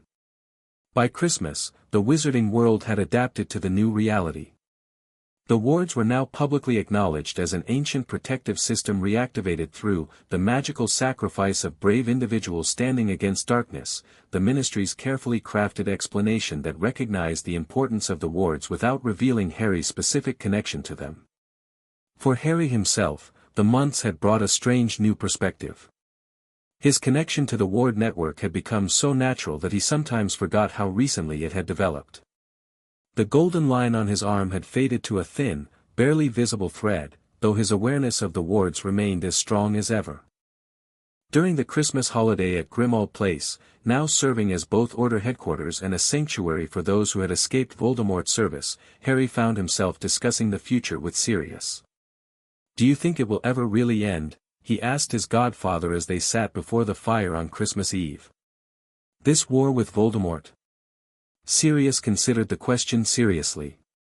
"All wars end eventually, Harry. The question is how, and at what cost." "The wards have changed everything," Harry observed. "He can't operate like before. His followers can't use their worst magic without suffering." "A significant advantage," Sirius agreed. "But don't underestimate him. Voldemort has always adapted, found new methods when old ones fail. That's what worries me. What if he finds some ancient magic we don't know about? Something that could overcome the wards completely?" Sirius placed a hand on Harry's shoulder. "That's always the nature of conflict, magical or otherwise. Each side develops new tools, new strategies. But what matters most isn't the specific magic, it's the people wielding it, and why." "The intent," Harry said, thinking of how the wards themselves functioned. "Exactly. And that's where Voldemort will always be at a disadvantage. His intent, control, domination, immortality at any cost, fundamentally conflicts with magic's deeper nature." Sirius smiled slightly. "At least, that's what Dumbledore keeps telling us, and he's usually right about these things." Harry nodded, finding comfort in the perspective. Whatever new challenges Voldemort might present, the fundamental advantage remained: Harry and his friends fought to protect, while Voldemort fought to dominate. And as the wards had demonstrated, intent mattered. When they returned to Hogwarts after the holidays, Harry gathered his friends in the Chamber of Harmony once more. He had made a decision during the break, one he wanted to share with them first. "I think we should attempt the ward transformation Slytherin described," he said without preamble. "Not immediately, we need more preparation. But as a goal, something to work toward." "What changed your mind?" Hermione asked. "You were hesitant before." Harry gestured to the ward pool, where the network glowed steadily. "I've been thinking about what happens after, assuming we eventually defeat Voldemort. Do we just let the wards fade back into dormancy? Or do we use this opportunity to strengthen magical Britain for generations to come?" "The second option sounds better," Ron said simply. "It would be more than just protection against dark magic," Harry continued. According to Slytherin's notes, the transformed wards would actively nurture beneficial magic, healing, growth, creation. They would make Britain a center of magical innovation and learning. That sounds like something the founders would have wanted, Neville observed. A legacy beyond just Hogwarts itself. Luna, who had been unusually quiet, finally spoke. The castle approves. Haven't you noticed? The ward lines here have been growing brighter whenever we discuss this. They all looked around, and indeed, the golden threads visible in the chamber's walls seemed to pulse with greater intensity. Then we're agreed? Harry asked. We study, prepare, and when we're ready, with Dumbledore's guidance, we attempt the transformation. One by one, they nodded their assent. It would be challenging, potentially dangerous, but the potential benefits were too significant to ignore. As winter turned to spring, their preparations intensified. They practiced with the elemental instruments, studied the founders' journals, and consulted with experts like Bill and Professor Flitwick, whose knowledge of charm theory proved invaluable. Voldemort remained in hiding, though occasional skirmishes between Death Eaters and Aurors confirmed he was still active.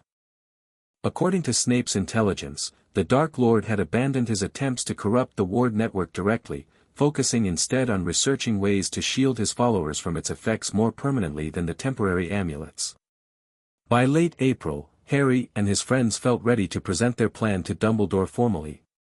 They arranged a meeting in the chamber, showing the headmaster their research and the specific ritual they had developed based on Slytherin's notes. Most impressive, Dumbledore said after reviewing their work. You have understood the founders' intentions with remarkable clarity. Then you think it could work? Hermione asked eagerly. I believe it not only could work but perhaps should work, Dumbledore replied. The ward network was always intended to evolve. What you propose is not changing its purpose but fulfilling its potential. When should we attempt it? Harry asked. Dumbledore stroked his beard thoughtfully. Such fundamental magic is best performed at times of natural magical significance. The summer solstice would be ideal, when light is at its peak. That's after term ends, Ron pointed out. Yes, which provides another advantage. The castle will be empty apart from staff, minimizing any risk to students should the magic have unexpected effects. They spent the following weeks refining their preparations.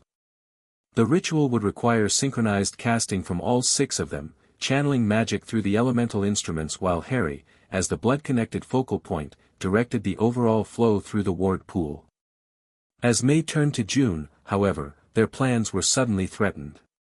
Harry woke one night to searing pain in his scar, worse than he had experienced in months.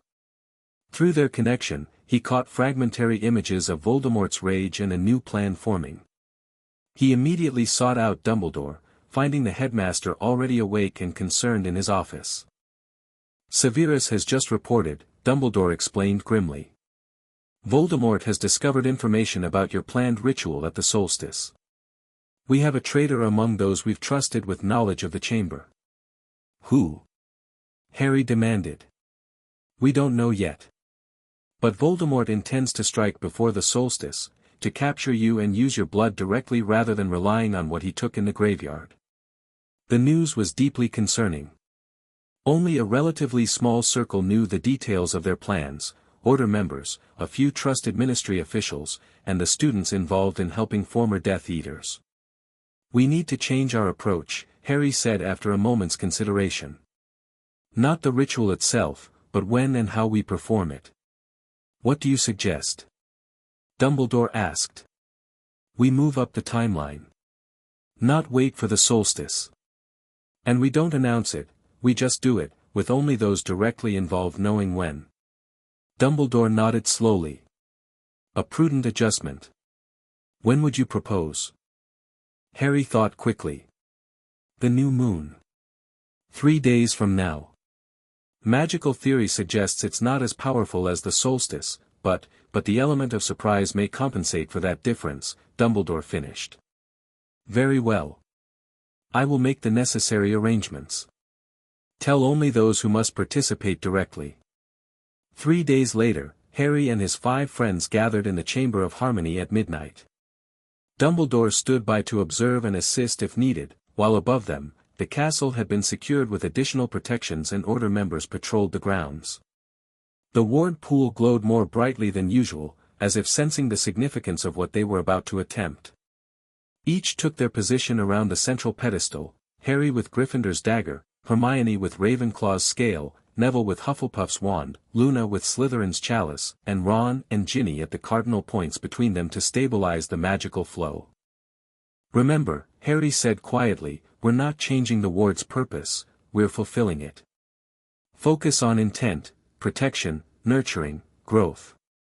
They began the ritual as practiced, each channeling magic through their respective instrument into the ward pool. Golden light rose from the liquid, forming a 3-dimensional representation of the entire network across Britain. Harry raised the ruby-hilted dagger, focusing on the central nexus where all major lines converged, the heart of the ward system. As he channeled his magic, he felt the blood connection respond, the faint golden line on his arm brightening once more. "Now," he instructed, and all 6 pushed their magic forward simultaneously. The chamber filled with brilliant light as the elemental energies combined, fire from the dagger, air from the scale, earth from the wand, water from the chalice. The ward pool swirled rapidly, the golden liquid rising into a spinning column above the pedestal. Through their connection, Harry directed this combined energy into the heart of the ward network. He visualized not just protection against darkness, but active nurturing of beneficial magic, a positive force rather than merely a defensive one. For a moment, resistance met their efforts. The wards, designed to maintain stability, pushed back against such fundamental change. Harry felt sweat beading on his forehead as he pressed harder, drawing on his unique blood connection to persuade the network to accept the transformation. Just when it seemed they might fail, Luna began singing softly, an ancient melody in a language none of them recognized. The liquid in Slytherin's chalice glowed silver, then gold, then a pure white light that seemed to resonate with the ward network itself. The resistance suddenly yielded. Through the ward pool, they watched as golden light surged through the entire network, traveling along every line to every anchor point across Britain. The light changed quality as it spread, not just golden now but iridescent, containing all colors while remaining fundamentally bright. Harry felt the transformation through his blood connection, a shift from passive resistance to active nurturing. The wards weren't just opposing dark magic anymore, they were actively supporting beneficial magic, strengthening spells meant to heal, protect, and create. The ritual reached its crescendo as the transformed energy returned to the chamber, flowing back through the ward pool and into each of them. Harry gasped as new knowledge flooded his mind, an understanding of the network far deeper than before. Gradually, the intense light faded, though the ward pool continued to glow with its new iridescent quality. They lowered their instruments, exhausted but exhilarated. "It worked," Hermione whispered, staring at the transformed representation of Britain hovering above the pedestal. "Look at the anchor points, they're not just glowing, they're blooming." Indeed, each major ward anchor now appeared as a vibrant center of magical energy, sending out pulses that enhanced the surrounding area rather than simply creating barriers against darkness. "How do you feel, Harry?" Dumbledore asked, approaching the pedestal. Harry considered the question, examining his connection to the network. "Different. Before, I could sense the wards responding when dark magic was used near them. Now I can feel them responding to beneficial magic too, strengthening healing spells, enhancing protective charms." "The balance has shifted," Luna said dreamily. "Not destruction of darkness, but nurturing of light." Their success became apparent in the days that followed. Across Britain, healers reported their spells working with unprecedented effectiveness. Protective enchantments cast on homes and businesses manifested stronger than expected. Even simple charms performed with positive intent seemed enhanced. St. Among those, patients with magical injuries recovered at accelerated rates. Aurors found their defensive magic particularly potent when protecting others. And at Hogwarts itself, students suddenly excelled at charms and transfigurations performed with constructive purpose. The Daily Prophet reported on the phenomenon with bewildered excitement. Magical surge across Britain, beneficial spells enhanced. Ministry experts attribute changes to natural magical cycle. Minister Bones, who had been informed of the true cause, maintained the official explanation of a natural magical convergence, protecting the secret of the chamber and those who had enacted the transformation. For Voldemort and his followers, however, the change represented a devastating setback. Not only did the wards continue to hinder their dark magic, but now the very environment of magical Britain actively opposed their purposes. Healing a Death Eater's injuries required significantly more power than healing someone uninvolved with dark magic. Protective enchantments on their hideouts weakened faster than normal. Even basic spells cast with harmful intent required greater effort. A week after the ritual, Harry received confirmation of its impact from an unexpected source. Draco Malfoy approached him after potions class, looking both perplexed and reluctantly impressed. "The buffer you created around my mark," he said quietly. "It's changed." "Changed how?" Harry asked. "It doesn't just block the pain anymore. It's healing something." Draco rolled up his sleeve slightly, revealing the edge of his dark mark. The previously sharp edges had become blurred, as if the mark itself was slowly dissolving. "What did you do, Potter?" Harry studied the fading mark with surprise. "We transformed the ward network. Made it nurture beneficial magic rather than just oppose dark magic. I think it's responding to your genuine desire to be free of the mark." Draco quickly covered his arm again, but not before Harry noticed something else, the golden lines similar to his own that had formed beneath Draco's skin, tracing the path where the mark was fading. "Others are experiencing the same thing," Draco informed him. "The ones you helped, who truly didn't want to serve the Dark Lord. Their marks are fading too." This news spread quickly among those Harry had helped, creating a wave of hope that further weakened Voldemort's already diminished forces. Death Eaters who had joined willingly remained marked and in pain, but those coerced found themselves gradually freed from both the mark and its effects. The transformation's impact extended beyond Britain as well. Magical researchers from other countries reported detecting the change, with teams from France, Germany, and as far away as Japan requesting permission to study the phenomenon. As the school year drew to a close, Harry reflected on how dramatically the wizarding world had changed in a single year. The awakening of the ward network had shifted the balance of power away from Voldemort, while its transformation had created an environment that actively nurtured positive magic. The war wasn't over, Voldemort remained at large, and his most devoted followers continued to serve him despite the difficulties. But the nature of the conflict had fundamentally changed. No longer could dark wizards operate freely, striking fear through destructive magic. Now, those who used magic to protect and heal found themselves naturally advantaged. On the final evening before students departed for summer holiday, Harry visited the Chamber of Harmony one last time. The ward pool glowed with its new iridescent light, showing Britain transformed, a landscape of magical potential where beneficial energy flowed freely along the ancient lines the founders had established. "Thank you," he said softly to the empty chamber, knowing the castle itself would hear. "For trusting us with this."